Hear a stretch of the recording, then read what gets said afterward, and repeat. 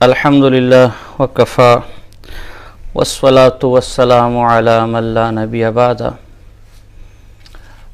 मुअज़्ज़ज़ व मुहतरम नाज़रीन हज़रात, आज से करीबन अरसा 3-4 साल पहले अल्लाह रब्बुल इज़्ज़त ने मोहम्मद बिन अब्दुल वहाब नजदी रहमहुल्लाह की किताबें पढ़ने की तौफ़ीक़ अता फ़रमाई और उसके बाद ये उक़दा खुला कि इनके मुतालिक जो राय हज़रत फ़क़ीहुल असर हज़रत मौलाना रशीद गंगोई साहब रहमहुल्लाह और फिर मुनाज़िर इस्लाम फ़ातिह रज़ा ख़ानी हज़रत मौलाना मंजूर नुमानी साहब रहमहुल्लाह, क़ारी तय्यब साहब रहमहुल्लाह, शेखुल हदीस मौलाना ज़करिया साहब रहमहुल्लाह और उसके बाद जो भी जमहूर उलमा देवबंद है उनकी राय वही सही और सवाब है। और इनके मुतालिक ज़ैनी दहलान जैसे लोगों ने जो प्रोपेगेंडा किए कि माज़अल्लाह नबी अकरम सल्लल्लाहु अलैहि वसल्लम की कब्र मुबारक को सनम और बुत समझते थे, रोज़े रसूल की ज़ियारत को हराम और नाजायज़ कहते थे और अपने सिवा सबको काफिर कहते थे, दलाइल खैरात को जलाने का हुक्म देते थे, सब झूठ पर मबनी। इन तमाम बातों की तरदीद ख़ुद मोहम्मद बिन वहाब नजदी रहमहुल्लाह ने अपनी किताबों में बबांगे दोहल की। तो अहले बिदअत से हमारा गिला यही था कि हुस्सामुल हरमैन में जो उलमाए हरमैन ने फतावे दिए उलमाए अहले सुन्नत वल जमात देवबंद पर, वो गलत फहमी की बुनियाद पर थे, धोखादही की बुनियाद पर थे, गलत मालूमात की बुनियाद पर थे। आप उनकी असल किताबों को देखें तो इसी उसूल पर हमने ये तय किया कि जो फतावे हैं, जैसा हमारे अकाबिर ने कहा कि मौलाना मोहम्मद बिन वहाब नजदी रहमहुल्लाह पर जो फतावे हैं वो गलत फहमी की बुनियाद पर थे। हमने ये किताब कई अहले बिदअत को भेजी, अपने लोगों को भेजी और उनसे गुजारिश की कि जो जो इल्ज़ामात ज़ैनी दहलान ने लगाए हैं हमें उसका सबूत दे, या शेख की अपनी किसी किताब से नबी अकरम सल्लल्लाहु अलैहि वसल्लम की गुस्ताखी हमारे सामने पेश करे। बिहम्दिल्लाह 4 साल हो गए और उसके बाद मैंने एक दफ़ा दोबारा तमाम किताबों को, मर्दान के हमारे बहुत मुस्तनद आलिम हैं उनकी गुजारिश पर, एक दफ़ा मैंने दोबारा भी इन तमाम किताबों को बिलिस्तियाब शेख की देखा और बबांगे दोहल में कहते इंशाअल्लाह क़यामत कायम हो जाएगी, लेकिन मोहम्मद बिन अब्दुल वहाब नजदी रहमहुल्लाह की किताब से किसी किस्म की नबी अकरम सल्लल्लाहु अलैहि वसल्लम की ज़ात के मुतालिक वो गुस्ताखियाँ जो अहले बिदअत ने फैलाई हुई हैं इस दियार के अंदर, वो साबित नहीं किया जा सकता। अगर किसी में दम है तो मैदान आपके लिए खुला है। फिर हमने अपने दुरूस के अंदर भी इन मसाइल को बयान करना शुरू किया। तलबा बेचारे चूँकि ज़ाहिर है उस्ताद की बात को लेते हैं, हमारे तलबा ने भी इसको बयान करना शुरू किया। आजकल सोशल मीडिया का दौर है, इस पर चीज़ें आ जाती है।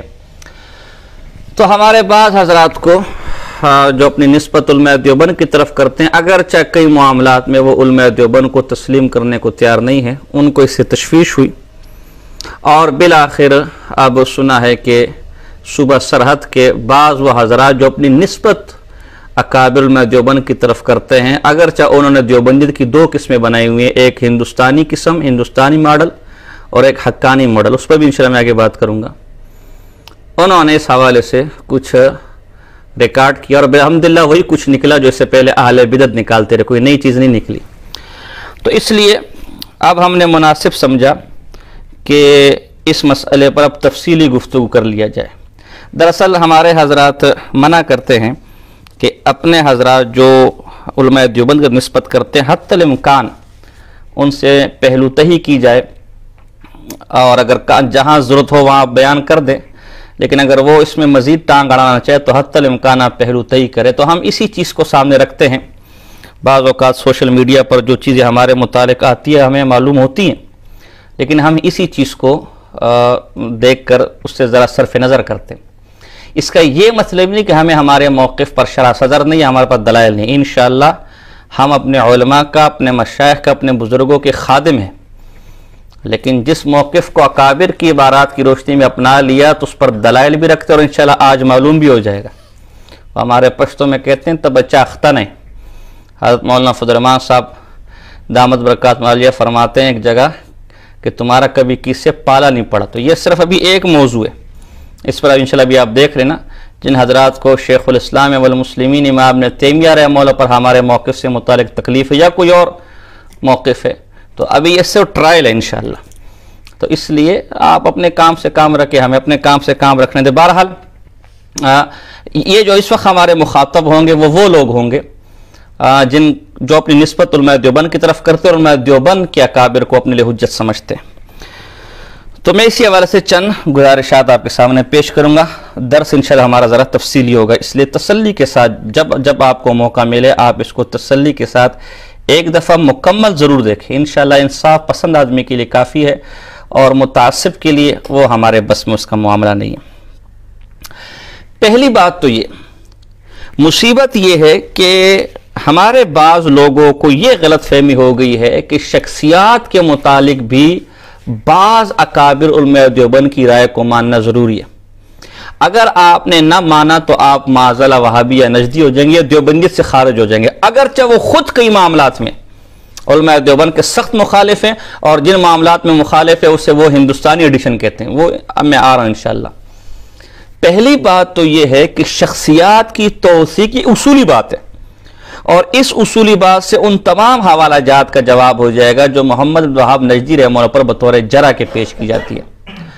پہلی بات تو یہ ہے کہ شخصیات کی توثیق یا اس پر جرح، تعدیل یا اس پر جرح، یہ تحقیق کا معاملہ ہے، تقلید کا نہیں۔ یہی وجہ ہے کہ جن لوگوں کو اسماء و رجال سے ممارست ہے انہوں نے دیکھا ہوگا کسی ایک راوی پر بعض اوقات کوئی محدث جو ہے وہ دجال، کذاب اور پتہ نہیں کس قسم کی جرح کرتا ہے، لیکن دوسرے کے نزدیک وہ ثقہ ہوتا ہے۔ تو وہاں یہی کیا جاتا ہے کہ دیگر قرائن کو دیکھا جاتا ہے، جمہور کو دیکھا جاتا ہے، دیگر چیزوں کو دیکھا جاتا ہے، کوئی رائے اور فیصلہ قائم کیا جاتا ہے۔ اگر آپ شخصیات کے لیے فتاوے کو پیمانہ بنا لیں کہ نہیں بس فلاں نے چونکہ فتویٰ لگا دیا اس لیے اب آپ ہر حال میں اپنے کافر ماننے، تو پھر بہت بڑی مصیبت ہو جائے گی، جیسا کہ محمد بن وہاب نجدی رحمہ اللہ کے بارے میں ہمارے بعض لوگ یہ غلط فہمی پھیلا رہے ہیں۔ اب اس پر میں چند معارضے آپ کے سامنے پیش کروں گا، چند نظائر آپ کے سامنے پیش کروں گا۔ دیکھیں ابن عربی رحمہ اللہ یہ ہمارے بزرگوں میں سے اللہ کے سچے کامل ولی تھے، حکیم الامت، مجدد دین و ملت۔ مولانا اشرف علی تھانی صاحب رحمہ اللہ نے ان کے دفاع میں باقاعدہ رسالہ لکھا ہے۔ لیکن ملا علی قاری رحمہ اللہ جو حضرت مولانا خلیم حسان پوری صاحب رحمہ اللہ سے بڑے عالم ہیں، جو مولانا حسین مدنی صاحب رحمہ اللہ سے بڑے عالم ہیں، جو حضرت مفتی فرید صاحب رحمہ اللہ سے بڑے عالم ہیں، جو حقانیہ والوں سے بڑے عالم ہیں، ملا علی قاری رحمہ اللہ نے ان کے کفر پر الرد علی القائلین بوحدۃ الوجود کے نام سے پورا ایک رسالہ لکھا، اور اس میں لکھا کہ فی الدرک الاسفل من النار۔ یہ ابن عربی جہنم کے اس گڑھے میں ہوگا جس گڑھے میں منافقین ہیں، اور اگر ابن عربی کافر اور مشرک نہیں ہے تو دنیا میں کوئی عیسائی اور یہودی کافر مشرک نہیں ہے۔ یہ الگ سے دارالکتب العلمیہ بیروت سے بھی چھپا ہے، جو میں نے زمانہ طالب علمی میں دارالعلوم کراچی کے اندر اس کا مطالعہ کیا تھا، اور کوئٹہ سے جو 3 جلدوں میں رسائل ملا علی قاری چھپے اس میں بھی موجود ہے، آرام سے مل جاتے، اور پشاور سے جو رسائل ملا علی قاری چھپے اس کے اندر بھی رسالہ موجود ہے۔ تو اب اگر آپ نے فتاوی کی بنیاد پر کسی کو مسلک میں داخل کرنا ہے، نکالنا ہے، تو ملا علی قاری ابن عربی کو کافر کہتا ہے۔ آپ تو محمد بن نجدی کو کافر نہیں، صرف ضال، مضل یا خارجی کہتے ہیں، وہ تو کافر، اور کافر بھی عیسائیوں جیسا کافر، عیسائیوں سے بھی بڑا کافر۔ یہاں آپ کا یہ پیمانہ کہاں چلا جاتا ہے؟ اگر یہاں آپ یہ تعویل کر سکتے کہ ملا علی قاری نے پوری کتاب لکھ دی ہے لیکن غلط فہمی کی بنیاد پر لکھتی ہے، تو اگر کسی نے 2 ورقے محمد بن وہاب نجدی کے خلاف لکھ دیے تو بھی کوئی آسمان کا صحیفہ نہیں ہے، وہاں پر بھی غلطی ہو سکتی ہے۔ مزے کی بات یہ ابن عربی رحمہ اللہ اس اپنا ملا علی قاری رحمہ اللہ اس ابن عربی کو کافر کہتے ہیں، اس کو آپ کافر ماننے کو تیار نہیں۔ اور امام ابن تیمیہ رحمہ اللہ، یہ جمع الوسائل ہے، شمائل کی شرح ہے، امام ابن تیمیہ رحمہ اللہ اور امام ابن قیم رحمہ اللہ، ان کو صفحہ نمبر 246، اور یہ چھپے بھی آپ کی پشاور سے، جن کے نزدیک آپ کے نزدیک تو دیوبندیت وہی جو پشاور کے اندر ہے یا جو ہے صوبہ سرد کے اندر ہے، اس کے علاوہ تو کوئی دیوبندیت ہی نہیں ہے۔ صفحہ نمبر 246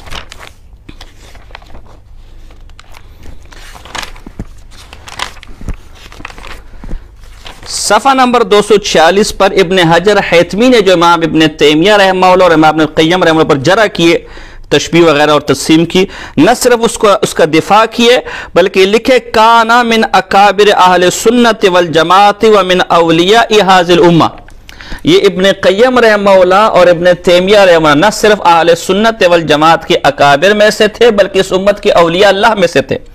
تو ابن عربی کو یہ کافر کہتے ہیں، اسے آپ مسلمان کہتے ہیں، اور ابن تیمیہ ابن قیم کو اکابر اہل سنت اولیاء میں سے مانتے، انہیں آپ گمراہ کہتے ہیں. تو جہاں ہاں ہے وہاں پر بھی آپ کی ہاں نہیں، اور جہاں نہ ہے وہاں پر بھی آپ کی نہ نہیں. اس کے باوجود بھی آپ ہٹے کٹے حنفی ہیں، آپ نہ وہابی ہیں نہ نجدی ہیں. تو اگر ہم نے بالفرض شیخ الاسلام والمسلمین مولانا حسین مدنی صاحب رحمہ اللہ کے فتوے سے اختلاف کر لیا، یا المحنث کے شخصیات کے متعلق فتوے سے اختلاف کر لیا، تو ہماری دیوبندیت پر بھی کوئی اثر نہیں پڑتا. حوالہ انشاءاللہ آگے آ رہا ہے. یہ ایک حوالہ ہو گیا. اسی طرح ابن عربی رحمہ اللہ کو یہ الوافی کے اندر جلد 4 صفحہ نمبر 125 پر شیخ سو کذاب اور مقبول لکھا ہے. اسی طرح علامہ برہان الدین تنبیہ الغبی الی تکفیر ابن عربی، اس کے اندر کئی علماء کے فتاوے نقل کیے ہیں کہ شخص کافر اور بے ایمان تھا.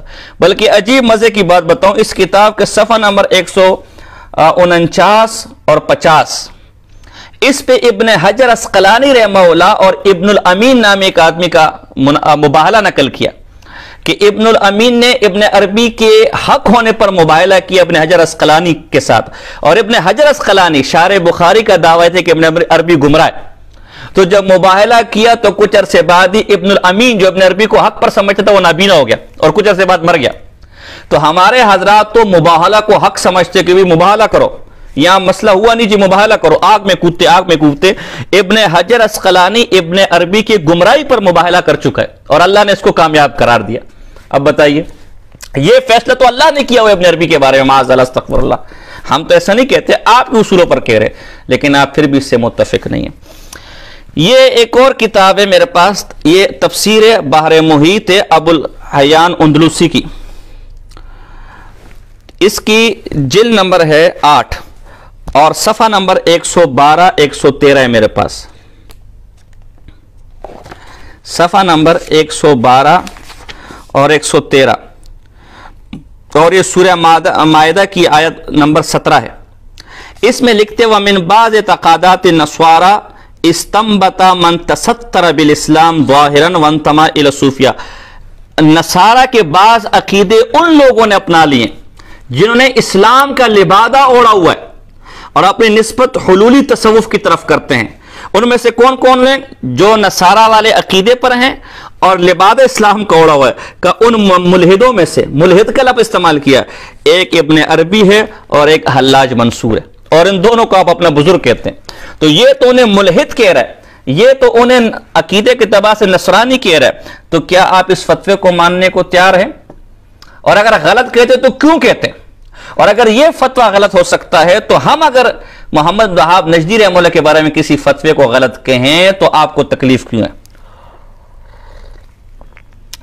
اس طرح قریباً ابن عربی رحمہ اللہ کی تکفیر پر میں 20 کے قریب کتابیں صرف پیش کر سکتا ہوں. فتاوی جات تو زان لا دنیا دا، لیکن اس کے باوجود ان تمام فتووں کو آپ نے ردی کی ٹوکری میں ڈالا ہوا ہے. ان تمام فتووں کو آپ تسلیم کرنے کے لیے تیار نہیں ہیں. کیوں نہیں ہیں؟ اگر آپ نے فتاوی کی بنیاد پر، شخصی فتاوی کی بنیاد پر آپ نے فیصلہ کرنا ہے کہ کون وہابی اور کون نجدی ہے، یہ سارے حضرات ابن عربی کی تکفیر کر رہے ہیں، پھر ان کا انکار کر کے آپ نصرانی ہوئے کہ نہیں ہوئے؟ کہ یہ جس کو نصرانی کہہ رہے ہیں، یہ جس کو یہودی کہہ رہے ہیں، آپ اسے اللہ کا ولی کہہ رہے ہیں، تو ان کے فتووں سے تو آپ نصرانی ہوئے معاذ اللہ، ان کے فتووں سے تو آپ یہودی ہوئے معاذ اللہ. آگے چلیے، منصور اللہ چند فتاوے میں نے نقل کیے، 20 فتاووں کی ذمہ داری لیتا ہوں. کسی کو شوق ہو، ماننے والے کے لیے ایک بھی کافی ہے، اور نہ ماننے کے لیے 1000 بھی نہیں، 20 کی ذمہ داری لیتا ہوں. انشاءاللہ اگر تلاش کروں گا تو اس سے بھی زیادہ نکل آئیں گے. منصور حلاج رحمہ اللہ، میں بھی اس کو بزرگ مانتا ہوں، اس لیے کہ میرا قابل اس کو بزرگ مانتے ہیں، حضرات بھی بزرگ مانتے ہوں گے. یہ البدایہ والنہایہ ہے میرے پاس، اور اس کی جلد نمبر 11 ہے میرے پاس، صفحہ نمبر 133 ہے. اس کے اندر لکھا ہے کہ اما الفقهاء فحكي عن غير واحد من الائمه اجماعهم على قتله وانه كان كافرا. اس کے زمانے کے تمام فقہاء کا، آپ تو مشکل سے 20-25 مولوی پیش کر دیں گے نا، مشکل سے، محمد بن وہاب نجدی پر منصور حلاج کے زمانے کے تمام فقہا کا اس کے کفر پر، اس کے قتل پر، اس کے مرتد ہونے پر اجماع تھا. ابن کثیر رحمہ اللہ نقل کر رہے ہیں، لیکن کوئی ماننے کو تیار ہے. اور ایسے ابن کثیر نہیں ہے، تاریخ بغدادی وغیرہ دیگر کے حوالے میں پیش کر سکتا ہوں. آگے لکھا ہے کہ ایک شخص کا واقعہ لکھا ہے عمر بن عثمان مکی کا کہ کنت اماشی حلاج فی بعض ازقۃ مکہ وکنت اقرأ القرآن، کہ میں اس کے ساتھ ذرا مکے کی کسی گلی وغیرہ میں چل رہا تھا اور قرآن پڑھ رہا تھا. فسمع قراءتی، انہوں نے قرآن سے سنا. تو اس منصور حلاج نے کیا کہا؟ قال یمکننی ان اقول مثل ھذا ففارقت، کہ انشاءاللہ مجھے امید ہے کہ میں اس طرح ایک کلام تیار کر کے لے کر آ سکتا ہوں. تو کہا میں نے کفر سنا، یعنی قرآن جیسا کلام میں پڑھ سکتا ہوں، میں کہہ سکتا ہوں. تو میں نے جب یہ کفر سنا تو وہیں چھوڑ کے چلا گیا. اسی طرح اللہ اکبر، اسی منصور حلاج کے بارے میں سند کے ساتھ لکھا ہے کہ ایک دفعہ آیت ایک میں نے اللہ کی کتاب سے پڑھی تو فرمایا یمکننی ان اؤلف مثلہ واتکلم بہ، کہ انشاءاللہ اس جیسی آیت قرآن کی میں بھی پڑھ سکتا ہوں اور میں بھی کہیں سے لکھ کر لے کر آ سکتا ہوں معاذ اللہ. اسی طرح ابو یعقوب اقتا کا واقعہ لکھا ہے کہ میں نے اپنی بیٹی کا نکاح اس منصور حلاج کے ساتھ کیا کہ اس کو میں نے سیرت کے اعتبار سے، صورت کے اعتبار سے اچھا دیکھا، لیکن فرمایا فبان علی بعد مدت یسیرت انہ ساحر محتال خبیث کافر. کچھ عرصے بعد جب میں نے اپنی بیٹی اس کے نکاح میں دی، کچھ عرصے بعد مجھ پر کھلا ایک نمبر کا جادوگر ہے، حیلہ باز ہے، فراڈی ہے، دھوکہ باز ہے، خبیث ہے، کافر ہے. اور یہ کئی حوالے میں نقل کر سکتا ہوں، اور سوائے البدایہ سے نہیں کئی کتابوں سے میں نقل کر سکتا ہوں. تو اب آپ بتائیں اگر آپ نے فتووں کی بنیاد پر کسی کو داخل کرنا ہے، کسی کو وہابی اور کسی کو نجدی بنانا ہے، تو ذرا ہمت کریں اور منصور حلاج کو آپ بھی ذرا کافر و خبیث کہہ کے دکھائیں. یہ ابھی 2 پیش کیے، یہ پوری ایک لسٹ ہے انشاءاللہ بزرگوں کی. ہاں تیسرا اب آپ کو عجیب بات بتاؤں، یہ مرام الکرام سامنے الماری کے اندر پڑی ہوئی ہے، چونکہ سب کتابیں یہاں دفتر میں میرے پاس نہیں، مدرسے کا دفتر ہے. تو عبدالعزیز پرہاروی رحمہ اللہ نے ابن عربی کے حوالے سے مرام الکلام کے اندر نقل کیا ہے کہ فرعون کو ابن عربی شہید کہتا تھا، کہ یہ شہید مرا ہے. عجیب، دیکھو عجیب معاملات ہے. جس کا کفر قرآن میں منصوص ہے، جس کے کفر کا منکر کافر ہے، ابن عربی اسے نہ صرف مسلمان کہہ رہا ہے بلکہ کہہ رہا دریا میں جب غرق ہوا تو شہید ہو گیا، جس لئے کہ ایمان کے ساتھ غرق ہوا ہے. اس سب کے باوجود ابن عربی آپ کے ہاں بزرگ ہے. اور محمد بن وہاب نجدی کی جس کے کفر پر معاذاللہ کوئی قرآن بھی نہیں ہے، کوئی نص قطعی بھی نہیں ہے، وہ چیخ چیخ کر رو رو کر لکھ لکھ کر آپ کو دے رہے کہ بابا یہ عقیدے جو میری طرف منسوب کیے جا رہے یہ عقیدے میرے نہیں ہیں، میں خود اسے کفر کہتا ہوں، میں نے اپنی کتاب میں نقل کیے محمد بن وہاب نجدی کے عقائد و نظریات. اسے آپ کافر بنانے پر تلے میں. جس کو کافر قرآن نے کہا ہے ابن عربی اس کو شہید کہتا ہے، ابن عربی پھر بھی اٹا کٹا مسلمان. تو محمد بن وہاب نجدی کے کفر پہ کوئی قرآن کی آیت نازل ہوئی ہے؟ یہ ایک اور جلال الدین متکلم میں بہت بڑے امام جلال الدین دوانی، انہوں نے ایمان فرعون، یہ نرالی چیز، فرعون کے ایمان پر پوری کتاب لکھی ہوئی ہے. یعنی ایک ہنسی والی بات ہے، ساتھی بھی اثر ہے، ایک نئی چیز ان کے سامنے ہی. فرعون کے ایمان پر پوری کتاب لکھی ہوئی ہے. جس کے کفر پر قرآن نازل ہوا ہے اس کے ایمان پر کتابیں لکھی جا رہی ہیں. اور محمد وہاب نجدی رحمہ اللہ جو رو رو کر کہہ رہے کہ میں مسلمان ہوں، اس کے کفر پر کتابیں لکھی جا رہی ہیں. یا خدا یا جو ہے نا. تو اگر آپ نے ان چیزوں کو بنیاد بنانا ہے پھر تو آپ فرعون کے ایمان کے قائل ہو، نہیں تو آپ پکے بزرگوں کے منکر ہیں، پکے وہابی ہیں. کہ ابن عربی جیسا بزرگ تو فرعون کے ایمان کو لکھ رہا ہے، اور امام جلال الدین دوانی جیسا متکلم فرعون کے ایمان کو لکھ رہا ہے. اچھا، علامہ تفتزانی رحمہ اللہ کے شاگرد علاء الدین بخاری رحمہ اللہ نے ابن عربی کے کفر پر پوری کتاب لکھی ہے. یہ شامی لے کر پھرنے والوں، علامہ تفتزانی کا شاگرد کتابیں لکھ رہے ہو تو متکلم میں یہ بھی نہیں کہہ سکتے کہ عقیدوں کو پتہ نہیں تھا. تو لیکن کوئی بھی اس کو ماننے کو تیار نہیں ہے، کوئی بھی اس کو تسلیم کرنے کو تیار نہیں ہے. ایک اور فتاوی فریدیہ جلد اول کے اندر مولانا غلام اللہ خان صاحب، اسی طرح مفتی کفایت اللہ صاحب دہلوی رحمہ اللہ نے کفایت المفتی جلد نمبر 1 صفحہ نمبر 325 پر مرزائیوں کو، جو نسلی مرزائی ہیں، یعنی ایک تو وہ مرزائی تھے جو پہلے مسلمان تھے پھر مرزا غلام احمد قادیانی پر ایمان لے کر آئے، ایک وہ مرزائی ہے جو پیدا ہی مرزائی ہوئے ہیں، ان کو اہل کتاب میں سے شمار کیا. جیسے نصارہ اہل کتاب ہے، یہود اہل کتاب ہے، ان سے نکاح بھی جائز ہے، ان کا ذبیحہ بھی جائز ہے، ایسے نسلی مرزائیوں کو اہل کتاب میں شمار کیا۔ آپ ماننے کو تیار ہو؟ آپ کہو کہ نسلی جو مرزائی ہے، جو بچہ مرزائی پیدا ہوا ہے، وہ ہمارا اہل کتاب بھائی ہے، جیسے یہودی عیسائی ہمارا اہل کتاب، ان کا ذبیحہ حلال ہے، کھاؤ پھر مرزائیوں کے ذبیحہ۔ کیا کہیں گے آپ یہاں پر؟ اسی طرح کفایت المفتی ہے میرے پاس اور جلد نمبر 9 ہے، ایک کفایت المفتی ہے اور جلد نمبر 9 ہے، پرانا ایڈیشن ہے میرے پاس، مکتب امدادیہ ملتان، اس کے صفحہ نمبر 439 کو ذرا پڑھو۔ جمعیت علماء اسلام جس کی طرف آج وہ لوگ نسبت اپنی کرتے ہیں کہ ہمارا تعلق اس جماعت کے ساتھ بھی ہے، جو اس بنیاد پر لوگ کو وہابی اور نجدی بنا رہے ہیں کہ محمد بن وہاب نجدی رحمہ اللہ کو مسلمان یا اچھا آدمی کہہ دیا۔ یہ جمعیت علماء اسلام کے بارے میں کیا لکھ رہے ہیں مفتی کفایت اللہ دہلی صاحب؟ میں اس کو نقل نہیں کرتا، خواہ مخواہ میں دیگر لوگ اس کو پڑھ کے انتشار پھیلیں گے، آپ خود پڑھیں اور جواب دیں کہ جمعیت علماء اسلام کے بارے میں جو کچھ اس کے اندر لکھا ہے، جس کی طرف آپ نسبت بھی اپنی کرتے ہیں مفتی کفایت اللہ دہلی صاحب رحمہ اللہ، کیا آپ اس سے متفق ہیں؟ اور اگر نہیں اور یقیناً نہیں تو یہ آپ کی دیوبند کون سی بولٹ پروف اور بم پروف دیوبندیت ہے کہ آپ اتنے کھلے کھلے فتاوے سے منکر ہو جائے پھر بھی ہٹے کٹے دیوبندی رہیں؟ اور اگر کوئی اکابر علماء دیوبند کی آراء کی روشنی میں محمد وہاب نجدی رحمہ اللہ کو مسلمان اور اچھا آدمی کہہ دے، وہ وہابی اور نجدی بن جاتا ہے؟ یہ ابھی میں بتاتا ہوں وہابی نجدی بنتا کون ہے۔ خلاصہ کلام یہ کہ شخصیات کی بنیاد پر رائے کا اختلاف ہو سکتا ہے، کیوں کہ اس کے ساتھ نہ ہمارے عقیدے کا مسئلہ وابستہ ہے، نہ فروعات کا مسئلہ وابستہ ہے۔ جس آدمی کے پاس جیسی اطلاعات پہنچی اس کے مطابق نظریہ قائم کر لیا۔ ایک شخص کے بارے میں اچھی نظریہ پہنچا، اس کے مطابق نظریہ قائم کر لیا۔ ایک شخص کے پاس برا نظریہ پہنچا، اس کے مطابق نظریہ قائم کر دیا۔ یہ بات خود حضرت شہید اسلام علامہ یوسف لدھیانی صاحب رحمہ اللہ آپ کے مسائل ان کا حل جلد نمبر 10 ہے اور صفحہ نمبر اس کا اپنا 33 ہے، 32 اور 33، اس میں خود لکھتے ہیں کہ شیخ الحدیث حضرت مولانا محمد زکریا صاحب مدنی رحمہ اللہ کی ایما پر حکم پر ایک کتاب لکھی گئی ہے جس میں محمد وہاب نجدی رحمہ اللہ کو شیخ الاسلام والمسلمین کہا گیا ہے۔ مولانا رشم گنگوئی صاحب رحمہ اللہ ان کو اچھا آدمی کہتے ہیں، جبکہ ہمارے بعض بزرگ جیسے شیخ الاسلام والمسلمین حضرت مولانا حسین مدنی صاحب رحمہ اللہ شاہ ابو ثاقب ان کو برا بلا کہا ہے۔ تو اب ہم کس کی مانیں؟ تو خود علامہ لدھیانی صاحب رحمہ اللہ نے کیا زبردست اور اصولی جواب دیا۔ فرماتے کسی شخصیت کے بارے میں رائے قائم کرنے کا مدار اس کے بارے میں معلوم ہونے والے حالات پر ہے، جیسے حالات کسی کے سامنے آئے اس نے ویسی رائے قائم کر لی۔ اس کی نظیر جرح و تعدیل میں حضرات محدثین کے اختلاف ہے۔ اس اختلاف رائے میں آپ جیسا فہیم آدمی الجھ کرے جائے خود محل تعجب ہے۔ اکابر دیوبند سے شرعی مسائل میں اختلاف کرنے والے کا حکم دوسرا ہے اور واقعات و حالات کی اطلاع کی بنا پر اختلاف رائے کا حکم دوسرا ہے۔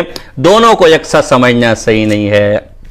ایک ہے اعتقاد کا مسئلہ، ایک ہے عقیدے کا مسئلہ۔ شرعی مسائل میں جمہور علماء دیوبند کے خلاف چلنا وہ غلط ہے، وہ پھر آپ کو دیوبندی کہنے کا حق نہیں ہے، آپ نے آپ کو سنی کہنے کا حق نہیں ہے۔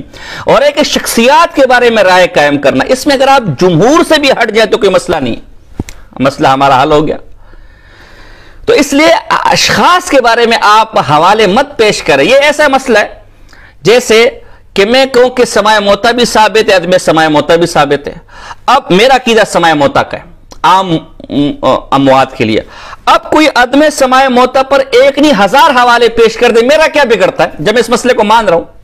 محمد بن وہاب نجدی رحمہ اللہ کے بارے میں بھی ہمارے اکابر کی 2 رائے ہیں۔ ایک رائے وہ ہے جو مولانا شبہ گنگوئی صاحب رحمہ اللہ کی ہے کہ وہ اچھا آدمی تھا، اس کے اتباع متبعین میں تشدد آ گیا تھا، اور ایک رائے وہ جو شیخ الاسلام والمسلمین حضرت مولانا حسین مدنی صاحب رحمہ اللہ کی تھی، حضرت مولانا خرمت سانپوری صاحب رحمہ اللہ کی ہے۔ دونوں قسم کی رائے۔ اب کوئی ایک رائے کو لیتے دوسرے کو برا بلا نہیں کہتا تو بھی ٹھیک ہے، دوسرے کو لیتا ہے اور پہلے کو برا بلا نہیں کہتا تو بھی ٹھیک ہے۔ ہم اس باب میں مولانا گنگوئی صاحب رحمہ اللہ کے ساتھ ہیں، اور دوسری رائے والے کے متعلق ہم یہ کہتے کہ انہوں نے غلط فہمی کی بنیاد پر یہ رائے قائم کر لی تھی، بعد میں اس سے رجوع کر لیا تھا۔ اگر رجوع نہ بھی کیا ہو تو شخصیات کے بارے میں اختلاف ہو جانا اور اس اختلاف میں کسی ایک رائے کو لینا یہ کوئی بری بات نہیں ہے۔ جیسے ابھی میں نے ابن عربی رحمہ اللہ کو پیش کیا، ابھی میں نے منصور حلاج کو پیش کیا، پھر عجیب بات میں حیران ہو گیا، کہتے جی دیوبندی ذرا دو قسم کی دیوبندیت ہے. ایک دیوبندیت تو وہ جو ہندوستان کی ہے، جو کراچی والوں کی، اور ایک دیوبند وہ ہے کہ ہم حنفی ہیں، پھر حنفیوں میں دیوبندی ہے، پھر دیوبندیوں میں حقانی ہیں. ہم جو حقانیہ والے جو دیوبندی ہیں نا، ہم جو اس مخصوص علاقے والے دیوبندی ہیں، اس مخصوص شہر والے دیوبندی ہے، وہ ذرا ہندوستانی دیوبندیوں سے الگ ہے. ہمارے دیوبند کچھ شرم اور حیا کرنی چاہیے. یہ تم نے کیا دیوبندی سے کوئی سیاسی پارٹی بنایا ہوا ہے، کوئی سیاسی جماعت بنائی ہوئی ہے کہ بلوچوں کی جماعت الگ ہے، سندھیوں کی جماعت الگ ہے، پشتونوں کی جماعت الگ ہے. علماء دیوبند کسی نئے فرقے کا نام نہیں ہے. اللہ اکبر. قاری طیب صاحب کی کتاب پڑھو، علماء دیوبند کا دینی رخ و مسلک کی مزاج، تمہیں پتہ چلے کہ علماء دیوبند ہیں کیا. علماء دیوبند وہ ہیں جنہوں نے اس دیار کے اندر حنفی مسلک کی صحیح شکل اور صحیح صورت ہمارے سامنے پیش کی. جمہور اکابر دیوبند نے قرآن و حدیث سے سمجھ کر، فقہ حنفی سے سمجھ کر جو چیز ہمارے سامنے پیش کی اس پر عمل کرنا دیوبندیت ہے. وہ چاہے کراچی کی دیوبندیت ہو، چاہے بلوچستان کی ہو، چاہے ایران کی ہو، چاہے توران کی ہو. اور جو جمہور اکابر میں دیوبند سے ہٹ کر چل رہا ہے مسائل کے اندر، عقیدے کے اندر، فروعات کے اندر، اسے ہم دیوبندی کہنے کو تیار نہیں ہے. اور پھر ان جمہور کو غلط بھی قرار دے، ان کو ہم دیوبندی کہنے کو تیار نہیں. تماشا لگ جائے گا میرے بھائی. کل کو ایران والا اٹھے گا، وہ بولے گا پاکستانی دیوبند الگ ہے، ایران کی دیوبند الگ ہے. کل کو ترکی والا اٹھ جائے گا، شمال کی دیوبند الگ ہے. اور یہ کوئی کہتا ہے امریکہ کا اسلام الگ ہے اور پاکستان کا اسلام الگ ہے، ترکی کا اسلام الگ ہے اور فلاں کا اسلام الگ ہے، ترکی کی حنفیت الگ ہے اور سعودیہ کی حنفیت الگ ہے. حقیقت یہ ہے کہ تمہارے خود کو دیوبند کہنا بھی درست نہیں ہے. تم نہ ہندوستانی دیوبندی ہو، نہ کراچوی دیوبندی ہو اور نہ حقانی دیوبندی ہو. تم نے حقانیوں کو بھی نہیں مانا. یہ میرے پاس فتاوی حقانیہ ہے. فتاوی حقانیہ ہے، جلد نمبر 1 ہے اور صفحہ نمبر 403 ہے. جلد 1 ہے، صفحہ نمبر 403 ہے. اس جلد 1 صفحہ نمبر 403 پر مولانا پنچ پیر اور ان کے پیروکاروں کو کافر کہنا صحیح نہیں ہے. جو مولانا طاہر پنچ پیری تھے، ان کے جو پیروکار اشاعت التوحید و سنہ، ان کے بارے میں سوال ہوا. کہا مولانا پنچ پیر اور ان کے متبعین کا عقیدہ صحیح، یعنی جو اشاعت التوحید و سنہ ان کا عقیدہ درست تھا اور وہ اہل سنت والجماعت میں داخل ہیں، اگرچہ بعض مسائل میں شدت سے کام لیتے ہیں. اب یہ بھی نہیں کہہ سکتے کہ عقیدے کا پتہ نہیں تھا، خود کہہ رہے کہ بعض مسائل میں شدت سے کام لیتے ہیں. کون سے مسائل اس میں شدت سے کام لیتے ہیں؟ پتہ چلا کہ مسائل کا پتہ ہے. جو کہ رائے اعتدال سے تجاوز کر چکی ہے. اس سختی اور بیجا فتویٰ بازی کی وجہ سے علماء حقانیین نے ان کی جماعت میں شامل ہونے سے منع فرمایا، لیکن ان کو کافر اور مرتد کہنا صحیح نہیں ہے. علماء کرام وغیرہ وغیرہ. تو یہ اشاعت التوحید و سنہ والوں کو حقانیہ والے اہل سنت والجماعت میں سے شمار کرتے ہیں. آپ ہمت تو ماننے کو تیار ہوں، آپ تو حقانیوں کو بھی ماننے کو تیار نہیں ہے. مزے کی بات یہ. اب آپ دیکھیں، یہ کہتے جی ہم اس دیار میں جو اکوڑے خٹک کے فتوے اس پر عمل کریں گے، جو مفتی فرید صاحب رحمہ اللہ کے فتوے اس پر عمل کریں گے، اس پر بھی عمل کرنے کو تیار نہیں. ان کے اپنا ایک مسئلہ ہے مولوی صاحب لوگوں کا. اس میں یہ کہتے ہیں کہ جو شب جمعہ کا دن، شب جمعہ اور جو جمعہ کا دن ہوتا ہے، اس میں عذاب کے فرشتے قبر والے کے پاس نہیں آتے. لہذا جو جمعے کے دن سے پہلے فوت ہو جائے تو جب تک رشتہ دار اس کے ساتھ موجود ہوتے ہیں، قبر پر سوال و جواب کے لیے فرشتے نہیں آتے. لہذا جو شب جمعہ سے پہلے فوت ہو جائے تو خاندان والے تھوڑی تکلیف اس کے ساتھ کریں، قبر کے پاس بیٹھ جائیں، ذکر و اذکار وغیرہ کریں، اور جب شب جمعہ کا وقت ہو تو اٹھ کر چلا جائیں. چونکہ شب جمعہ آ گیا لہذا سوال و جواب کے لیے فرشتے آئیں گے نہیں اور اس سے عذاب نہیں ہوگا. یوں ٹوپیاں گھما کر آپ لوگوں کو عذاب سے بچائیں. اور یہ مسئلہ کنز کے ایک حاشیہ غرائب سے بیان کیا اور پھر خود اس کے اندر کہتے ہیں کہ جی مفتی فرید صاحب رحمہ اللہ نے اس مسئلے پر بڑا سخت رد کیا اور ہمارا خیال ہے کہ ان کی نظر سے غرائب گزری نہیں ہوگی. مسئلہ ذکر کړی دا د کنز زوړ کنز حواشیو په ابواب الجمعه کې هغلته پرته ده. په ابواب الجمعه کې د زوړ کنز حواشیو د غرائب نه نقل کړی ده، اگر چې بعض علما پرې رد کړی دي. فتاوی فریدی فی رد کړی دي. خو زما سوچ دا دی چې حضرت مفتی صاحب ډېر لوی عظیم الشان شخصیت و، خو کیدی شي چې دا مسله د هغوی د نظر نه وه تېره شوې د غرائب، ځکه رد شوې دی، هغوی پرې رد کړی دی. بیا سوال و جواب کوي. تو اگر کنز کا حاشیہ تک ان کی نظر سے نہیں گزرا اور انہوں نے اس صحیح مسئلے میں بقول آپ کس پر رد کر دیا، تو اگر محمد بن وہاب نجدی رحمہ اللہ کے عقائد ان کی نظر سے نہیں گزرے اور انہوں نے رد کر دیا، تو آپ کو کیا تکلیف ہے؟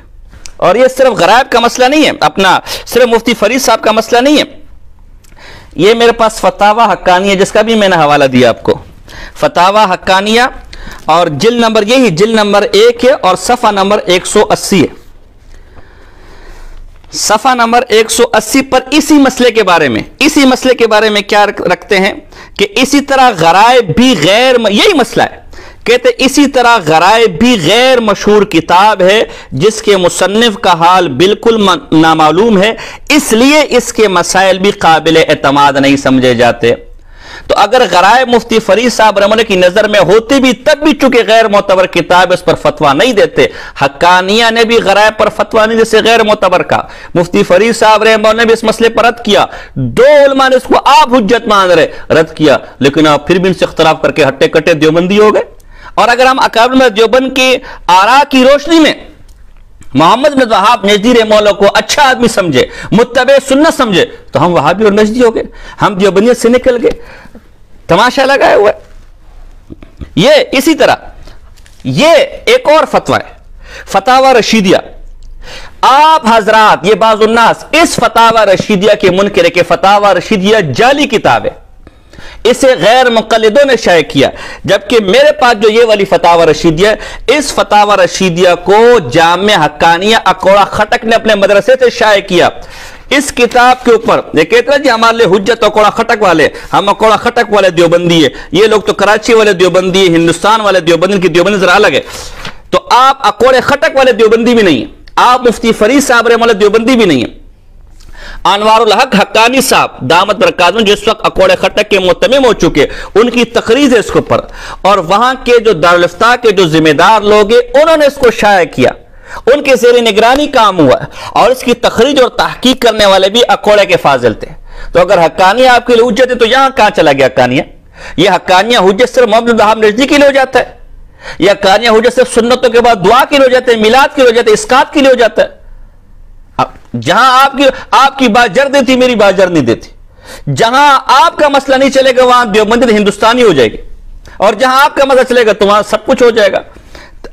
اسی طرح حقانیہ میں انہوں نے شمار کیا مولانا حسن جان شہید رحمہ اللہ کو بھی، حالانکہ مولانا حسن جان شہید رحمہ اللہ ببانگ دوہل محمد وہاب نجدی رحمہ اللہ کی تائید کرتے ہیں کہ محمد وہاب نجدی رحمہ اللہ بہت نیک اور توحید پرست آدمی تھا۔ تو اگر حقانیہ کے علماء آپ کے لیے حجت ہے تو حقانیہ کے علماء ایک مسئلے کو رد کرتے آپ بولے تھے، حقانیہ کے علماء ایک کتاب کو چھاپتے آپ کہتے غیر مقلدوں کی کتاب ہے، حقانیہ کے علماء محمد وہاب نجدی رحمہ اللہ کو بزرگ کہتے آپ ماننے کو تیار نہیں ہے۔ کیا تماشا لگایا ہوا ہے؟ شیخ محمد ابن عبدالوہاب سنگا سڑے چاپے دا کفر فتویل گولی دینا کل عالم و لوی موحد و لوی اصلاح کرے رہا ٹک تا بعض مسائلوں کے لگا سختی خواہ سختی کا لدہ حالات مناسب را دنے نو دا لوی عالم دے لوی شخص دے و لوی سڑے تیر شوید دا چسوک پہ دا کفر حکم لگئی دوی دا پخپل پورا عالمان ندے آنا دا آگا دا دلائل نا خبر دے نا دا آگا دا مسلک دے دا چچا پی نمبر گشت دے آگم نم آگم پخپل کارمو کیا کرتا عالمان عالم نوی دلتے دے اسوی نملی کلے دے فلان کی پیر سی پیران اکثر پر شرک کے مبتلا اور خرافات کے اور جاہلان پیرانی۔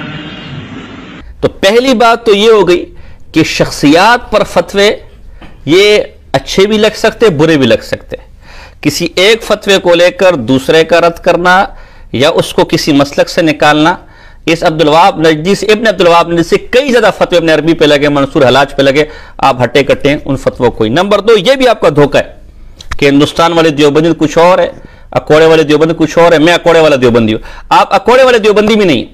مفتی فرید صاحب رحمہ اللہ سے بھی آپ نے شدید اختلاف کیا، فتاوی حقانیہ والوں سے بھی آپ نے شدید اختلاف کیا، مولانا حسن جان شہید رحمہ اللہ آپ کے فتوے سے معاذاللہ وہابی نجدی ہو گئے، کیونکہ آپ نے کہا کہ جو محمد وہاب نجدی کو اچھا سمجھے وہ کبھی دیوبندی نہیں ہو سکتا۔ تو حسن جان شہید رحمہ اللہ کون ہے؟ ابھی مزید اختلاف آپ کا آ رہے بیغم رہے۔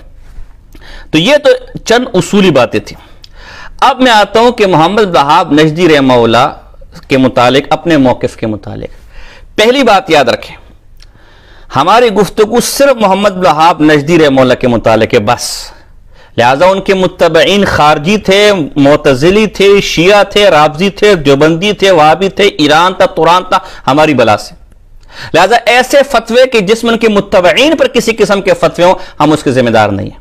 نمبر 2، ہم محمد وہاب نجدی رحمہ اللہ کو اپنا، میں نے یہ باقاعدہ تحریر دیے سوشل میڈیا پر بہت عرصہ پہلے، ہم ان کو اپنے اکابر میں سے نہیں مانتے جن کے قول و فعل عمل حجت ہو، نہ تلمذن ہم ان کے وہ ہمارے بزرگوں میں سے بڑے کہ ہم نے ان کی شاگردی اختیار کی ہو، نہ مشربن، نہ میں حملی ہوں، نہ میرے وہ پیر ہیں، نہ میرے وہ استاذ ہیں، ہم ان کی تائید صرف اس حد تک کر رہے کہ انہوں نے توحید کا بہترین کام کیا، چند مسائل کو چھوڑ کر اکثر مسائل میں وہ اہل سنت والجماعت کے ساتھ تھے، اور جن مسائل میں اختلاف کیا جیسے توسل وغیرہ اس میں بھی وہ اہل سنت سے خارج نہیں ہوتے، لیکن علماء دیوبند کا موقف ان مسائل میں ایسا نہیں ہے، ہم اس باب میں علماء دیوبند کے ساتھ ہیں، اور ان پر جو الزامات ذہنی دہلان وغیرہ یہ اس طرح کے عرب لوگوں نے لگائیں وہ یا تو جھوٹ ہے، جان بوجھ کر ایسا کیا گیا، یا غلط فہمی کی بنیاد پر ہے، ہم ان کے ساتھ نہیں ہیں، لہذا جن فتاوا میں ان کو اپنا بزرگ ماننے سے انکار کیا گیا تو وہ بھی ہمارے خلاف نہیں ہے، ہم بھی ان کو اپنے اکابر میں سے نہیں مانتے جن کی بات ہمارے حجت ہو، جن میں ان سے نسبت سے انکار کیا گیا وہ بھی ہمارے خلاف نہیں ہے، ہمارے خلاف ہاں ایسے فتاوا ہو سکتے کہ جس میں محمد وہاب نجدی کو گمراہ، خارجی یا کافر کہا گیا ہو، یہ ہمارے خلاف ہو سکتے، صرف خاص محمد وہاب نجدی رحمہ اللہ کو، اس کی ہم توجیہ پیش کرتے کہ ان حضرات نے ناواقفی عدم علم کی بنیاد پر ایسا کیا، جیسا کہ مفتی فرید صاحب رحمہ اللہ نے غرائب کا حوالہ پیش نظر نہ ہو کر مسئلے پر رد کیا، اور جیسا کہ فتاوی حقانیہ والے نے جماعت اشاعت توحید و سنہ کو اہل سنت والجماعت میں سے شمار کیا، اور جیسا کہ ملا علی قاری اور ان کے بعد اور ان سے پہلے لوگوں نے عقائد سامنے نہ ہونے کی وجہ سے ابن عربی رحمہ اللہ کی تکفیر کی، جیسا کہ منصور حلاج رحمہ اللہ کی تکفیر کی گئی ہے۔ محمد وہاب نجدی رحمہ اللہ کو ہم اچھا کیوں کہہ رہے ہیں؟ ایک تو میں نے ان کی کتابیں پڑھی ہیں، اور مجھے میرا اکابر نے تعلیم، ہم میں اور پھر بدعتیوں میں کیا فرق رہ جائے گا؟ بدعتی بھی لے کر گھوم رہے نہیں، چونکہ حسام الحرمین میں مکہ اور مدینہ کے علماء نے آپ پر فتویٰ دے دیا لہذا مانو، وہاں ہم چیختے میرے بھائی ہماری کتابیں پڑھو، نہیں جی ہم کیوں کتابیں پڑھیں؟ کیا مکہ کے علماء نے جھوٹ بولے؟ کیا مدینہ کے علماء نے جھوٹ بولے؟ یہی کام آپ کر رہے ہیں۔ محمد وہاب نجدی نے بات کتاب میں نہیں لکھی، نہیں فلاں مولوی نے لکھی، فلاں مولوی، تو اگر آپ نے یہ اصول اپنا لیا تو پھر بریلیوں کو کیا جواب دیں گے؟ پھر بدعتیوں کیا جواب دیں گے؟ لہذا محمد وہاب نجدی رحمہ اللہ کو ہم گمراہ اس لیے ماننے کو تیار نہیں کہ میرے اکابر میں سے کئی اس کو گمراہ نہیں مانتے، نمبر 2 میں نے خود ان کی کتابوں کا مطالعہ کیا، یا اللہ کی قسم کھا کر کہتا ہوں، اب کا مجھے پتہ نہیں، جب تک میں ان لوگوں سے رابطے میں تھا ان پر فتوے لگانے والوں نے ایک آدمی تک نے مطالعہ نہیں کیا ابن عبدالوہاب نجدی کا۔ حالت یہ ہے کہ کتاب التوحید جیسی بنیادی کتاب جو ہر مارکیٹ سے مل جائے گی، عربی میں بھی اردو میں، اس کتاب التوحید کے اندر نبی اکرم صلی اللہ علیہ وسلم کے روزے کی زیارت کو، سفر کو مستحبات میں سے شمار کیا کہ بہت اچھی بات ہے، اور ہمارے لوگوں نے پر یہ الزام لگا کہ وہ تو روزہ رسول کی ذات کو بدعت کہتا تھا، ناجائز کہتا تھا۔ جب کتاب التوحید سے عدم واقفیت کا یہ حال ہے تو باقی کتابیں خاک تم لوگوں نے پڑھی ہوں گی، اور اس کے اقرار بھی لوگوں نے کیا کہ ہم نے نہیں پڑھی، لیکن فتوے لگانے کے لیے سب شعر بنے ہوئے۔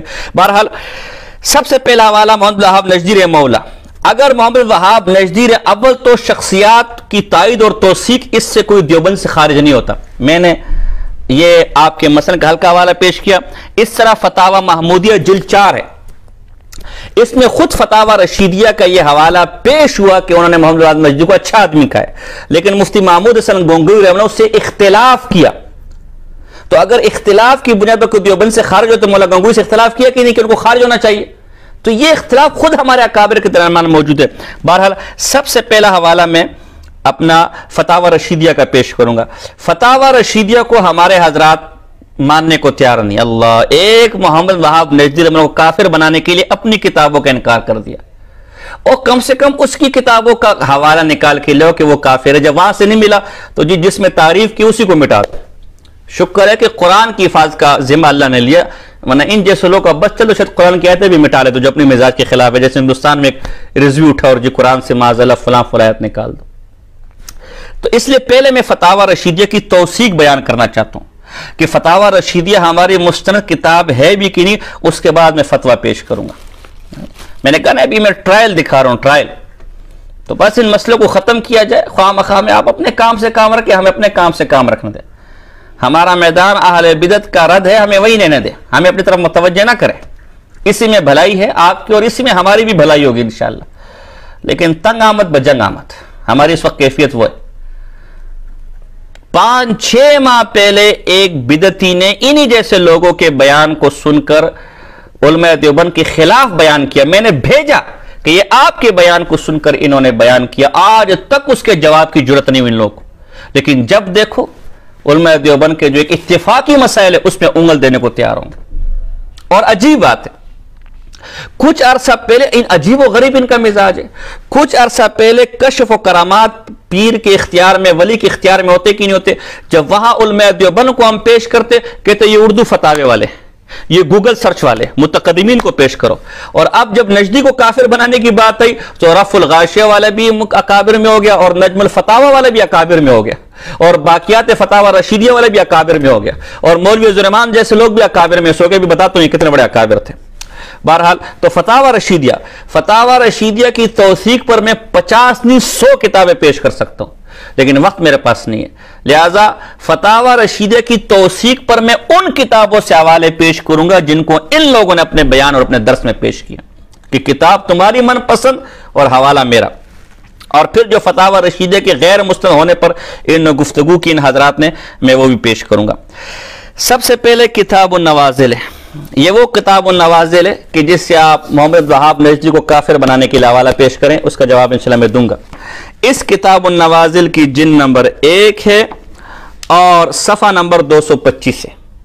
اس میں اردو کے فتاوے پیش کیے، سب سے پہلا فتاوی رشیدیہ کا پیش کیا کہ ایک مستند فتاوی ہے، یہ ایک حوالہ ہو گیا۔ اللہ اکبر۔ دوسرا حوالہ الکوکب الدری، جس کو آپ نے پیش کیا حدیث نجد کے حوالے سے لوگوں نے پیش کیا، انشاءاللہ آگے میں اس کی وضاحت بھی کروں گا۔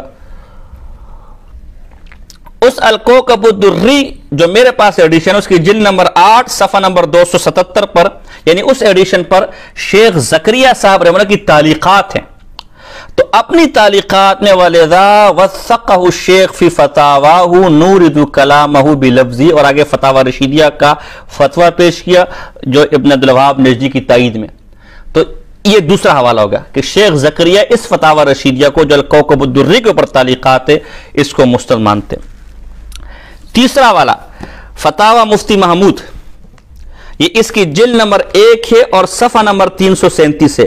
یہ وہ فتاوی مفتی محمود ہے جس سے آپ نے عبدالوہاب نجدی کو کافر بنانے کے لیے جو ہے وہ حوالہ پیش کیا، لیکن اسی فتاوی مفتی محمود کے اندر فتاوی رشیدیہ کو مولانا گنگوئی صاحب رحمہ اللہ کی مستند کتاب شمار کی جا رہی ہے، وہ ماننے کو تیار نہیں۔ افتؤمنون ببعض الکتاب وتکفرون ببعض۔ فرماتے ہیں اس قسم کے ایک سوال کے جواب میں مولانا رشید گنگوئی رحمت اللہ تعالی علیہ فتاوی رشیدیہ میں لکھتے ہیں، یہ کتاب آپ کی مستند ہے، آپ نے پیش کی۔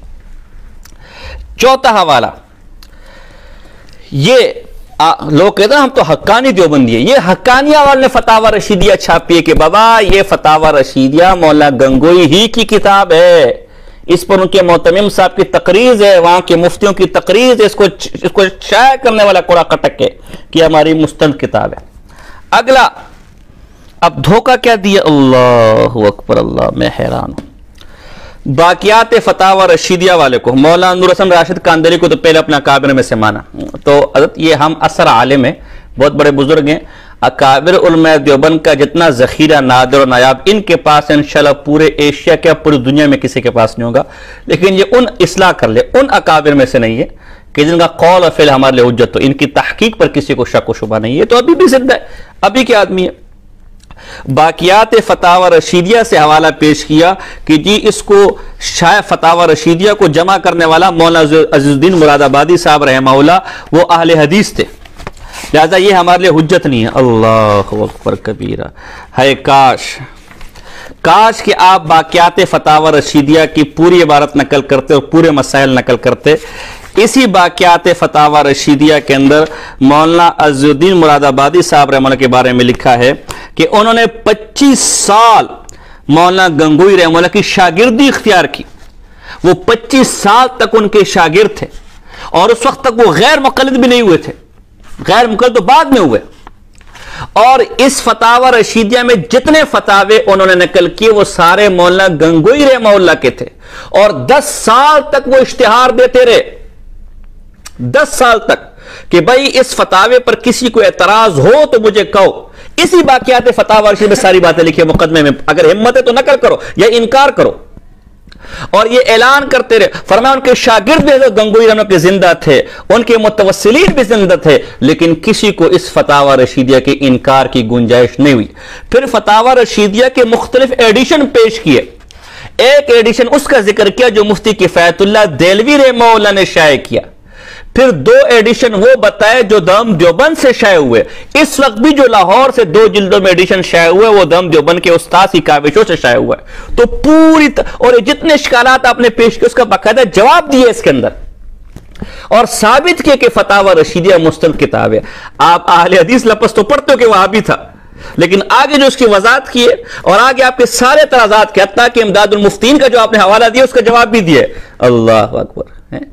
یہ جو بیچارے غیر مقلد وہابی ہیں اسی قسم کے مولویوں کو اور پیر طریقت اور راہبر ارشد کی اسی قسم کی حرکتوں کو دیکھتے ہیں اور پھر کہتے ہیں دیکھو صوفیہ اور مولوی اور پیر ایسے ہوتے ہیں.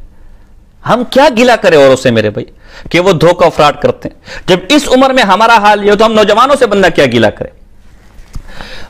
آپ نے کہا کہ جی فتاوی رشیدیہ میں غیر مقلد کا فتوی 3 طلاق کا. اللہ اکبر.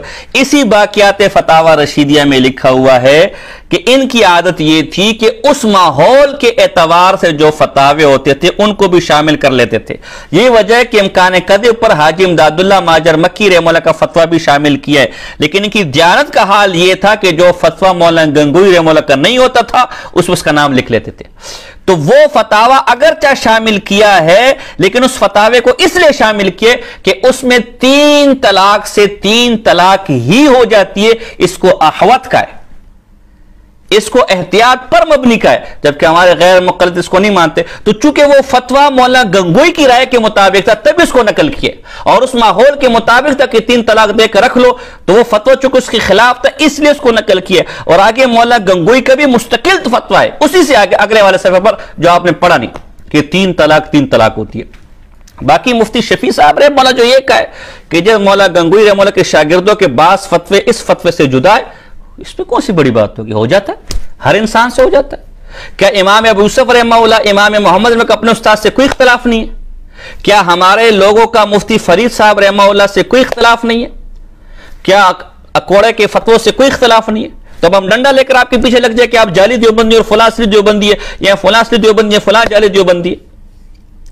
تو اس لیے یہ ڈھکوسلیں, ہمت ہے اور جرت ہے تو کوئی مستند حوالہ پیش کرو کہ فتاوی رشیدیہ مولانا گنگوئی رحمہ کی کتاب نہیں ہے. تو بہرحال یہ فتاوی رشیدیہ مستند کتاب ہے, اور چونکہ لوگوں کا دعویٰ ہے کہ ہم اکوڑے والے دیوبندی ہیں, تو یہ اکوڑے والا فتاوی رشیدیہ میں نقل کر رہا ہوں. اس کے اندر جو ہے محمد بن وہاب نجدی رحمہ اللہ کے بارے میں صفحہ نمبر 327. مزے کی بات ہے کہ یہ فتویٰ جو محمد بن وہاب نجدی کے بارے میں ہے یہ فتاوی رشیدیہ کی جلد اول میں, اور جلد اول کے بارے میں باقیات فتاوی رشیدیہ میں لکھا ہوا ہے کہ یہ جلد اول مولانا گنگوئی کی زندگی میں چھپ گیا تھا. اگر اس کے باوجود بھی کوئی اس کا انکار کرے اللہ اسے ہدایت دے سکتا ہے. تو یہ وہ فتاویٰ ہے جو مولانا گنگوئی صاحب کی زندگی میں چھپا. کیا فرماتے ہیں؟ محمد بن وہاب کے مقتدیوں کو وہابی کہتے, ان کے عقائد عمدہ تھے اور مذہب ان کا حملی تھا, البتہ ان کے مزاج میں شدت تھی, مگر وہ اور ان کے مقتدی اچھے ہیں, مگر ہاں جو حد سے بڑھ گئے ان میں فساد آ گیا, اور عقائد سب کے متحد اعمال میں فرق حنفی شافعی مالکی حنبلی کا ہے. تو محمد وہاب نجدی رحمہ اللہ کے عقیدے اچھے تھے.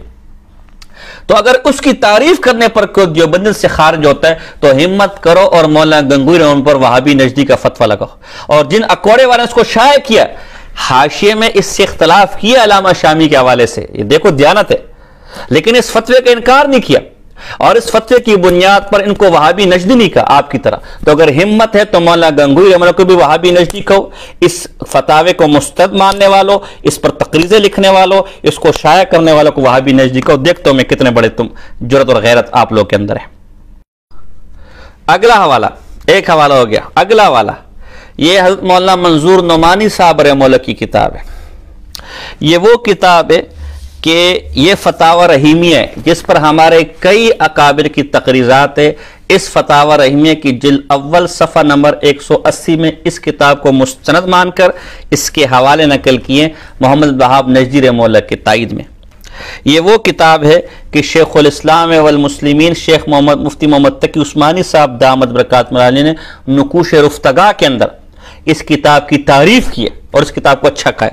اور یہ وہ کتاب ہے کہ جس کو پر قاری طیب صاحب، اللہ کہ قاری طیب صاحب بھی علماء دیوبند کو نہیں سمجھتا تھا، وہ بھی دیوبندی کے مزاج نہیں سمجھتا تھا، وہ بھی وہابی نجدی تھا.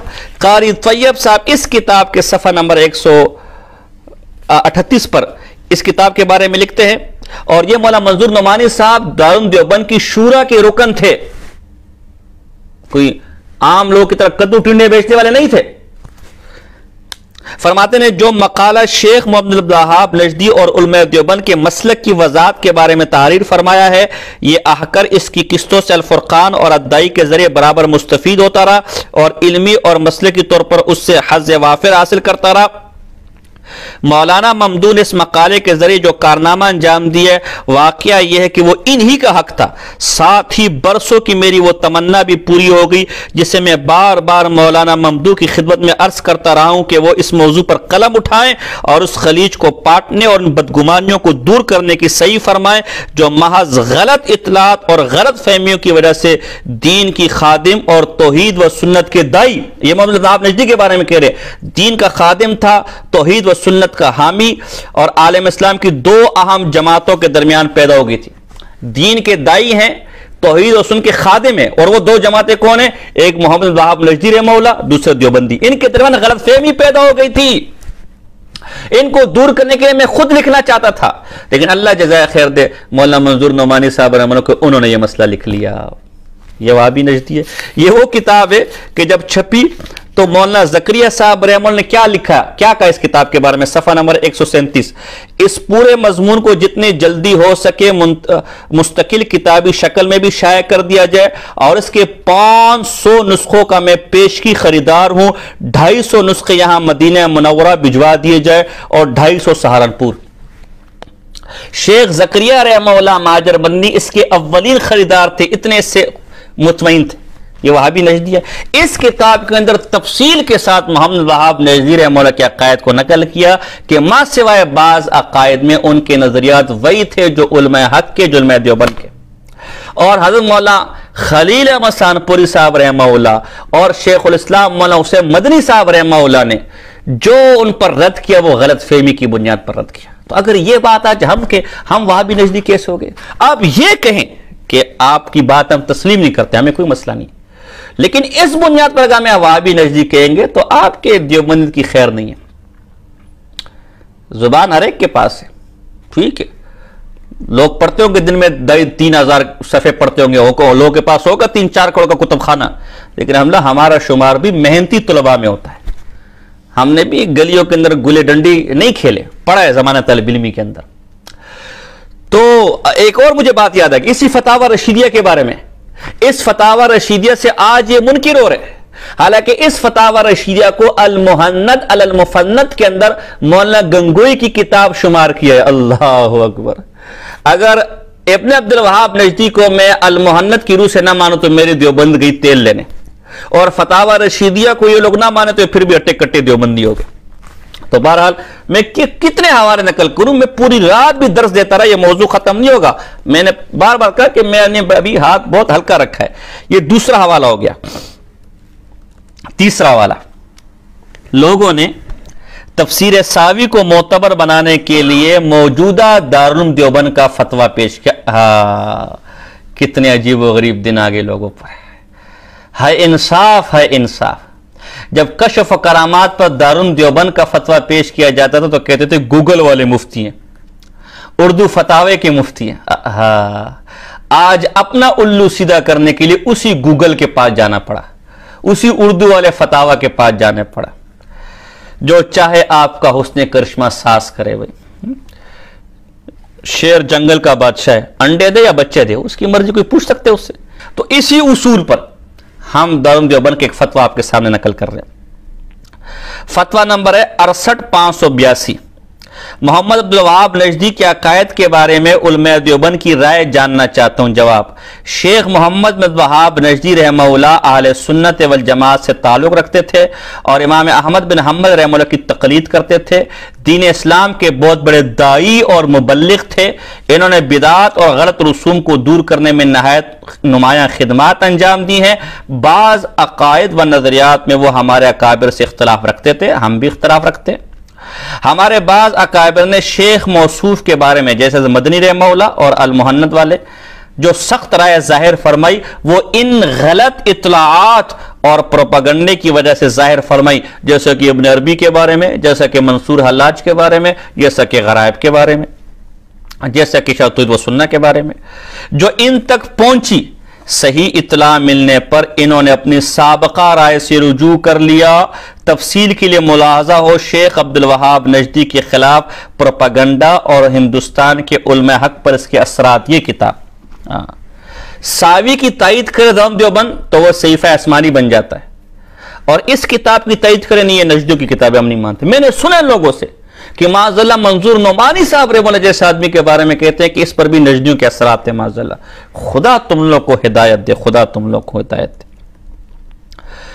اگلا والا یہ ارواح ثلاثہ ہے، مفتی شفیع صاحب۔ مصیبت ہے نا کہ اب مشہور کتاب، جو لوگ فتاوی رشیدیہ کا انکار کرتے ہوئے نہ شرمائیں تو اب بندہ کدھر جائے؟ اب مشہور کتابوں کے اوپر بھی حوالے دینے پڑتے ہیں کہ یہ کتاب معتبر ہے کہ نہیں۔ اس کے اوپر مفتی شفیع صاحب رحمہ اللہ کا مقدمہ ہے، حضرت شیخ تھانوی رحمہ اللہ کی ایما پر یہ لکھی گئی ہے۔ یہ ارواح ثلاثہ جدید ایڈیشن، قدیم میرے پاس گھر میں پڑا ہوا ہے، یہ جدید ایڈیشن ہے، اور جناب جی اس کا میرے پاس صفحہ نمبر ہے 39 پہ لکھتے ہیں کہ اتفاق بیٹھے ہوئے تھے، کہتے اتفاق سے عبدالوہاب نجدی کا ذکر چھڑ گیا۔ ان میں سے دو آدمیوں میں اس کے متعلق مناظرہ ہونے لگا۔ ایک نے عبدالوہاب کی مذمت اور تفسیق و تکفیر شروع کر دی، یعنی برا بلا، یہ نجدی ہے، یہ وہ ہے، جیسا کہ لوگ کہتے ہیں۔ دوسرے نے اس کی تعریف و تحسین اور خوب گفتگو ہوئی۔ ان میں سے ایک مذمت کرنے والے نے یہ بھی کہا کہ عبدالوہاب بددین تھا اور اس نے ابن تیمیہ اور ابن قیم مردودوں معاذ اللہ اور بددینوں معاذ اللہ کے دین کو چمکانا چاہا۔ اتنے میں اتفاق سے شاہ عبدالعزیز محدث دہلوی رحمہ اللہ فرماتے مکان سے تشریف لے آئے۔ شاہ صاحب ابھی بیٹھنے بھی نہ پائے تھے کہ اس شخص نے جو عبدالوہاب کا مخالف تھا شاہ صاحب سے کہا کہ میں تو کہتا ہوں کہ عبدالوہاب کافر تھا اور ایسا تھا ویسا تو اس نے اپنے تیمیہ اور اپنے قیم جیسے بددینوں کے دین کو رواج دینا چاہا۔ شاہ صاحب نے اس کے منہ سے الفاظ سنتے منہ پر انگلی رکھی اور فرمایا ہاں ہاں ہاں ہاں، یعنی چپ چپ چپ، اور دیر تک ایسے کیا۔ مطلب یہ تھا کہ نہایت بری بات ہے، یعنی عبدالوہاب نے محمد بن عبدالوہاب نے جو بدمذہب بددین یا کافر یا ظالم مضل کہنا بہت بری بات ہے، یہ شاہ عبدالمحدث دہلوی کہہ رہے ہیں۔ اللہ، اور حضرت تھانوی نے اس کو نقل کرے، مفتی شفیع صاحب شائع کر رہے ہیں۔ اس کے بعد بیٹھ کر فرمایا کہ عبدالوہاب نے سچا، اللہ شکر ہے کہ شاہ عبدالمحدث دہلوی رحمہ اللہ آپ کا انتقال پہلے ہو گیا، ورنہ آپ کی بھی خیر نہیں تھی، آپ بھی پکے ٹکے نجدی تھے۔ فرمایا کہ سچا اور پکا مسلمان اور متبع سنت تھا، مگر بد عقل اور ابن تیمیہ اور ابن القیم، یعنی عقل میں ذرا کمی تھی۔ کوئی مسئلہ نہیں، انسان ہے، کوئی مسئلہ نہیں، مسئلہ تو ہے کہ آخر گمراہ تھا کہ نہیں تھا۔ بھی نہایت سچے اور پکے مسلمان تھے مگر بشر تھے، ان سے غلطی ممکن ہے اور اس غلطی کی بنا پر ان کو برا بلا کہنا ہرگز نہیں چاہیے۔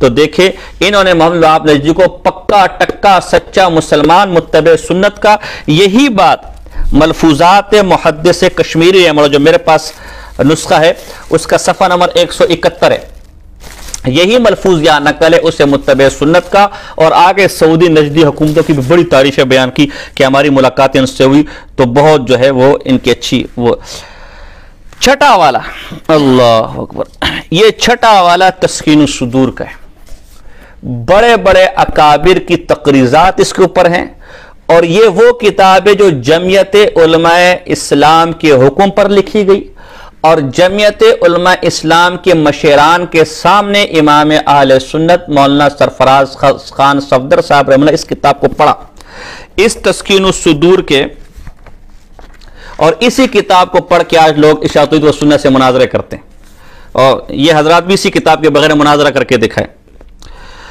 تو اس کتاب کے اندر لکھتے ہیں، صفحہ نمبر ہے 265، محمد بن وہاب نجدی رحمہ اللہ اور ان کے پیروکار مسلکن حنبلی ہیں جو مقلدین ہی کے ایک فرقہ ہے۔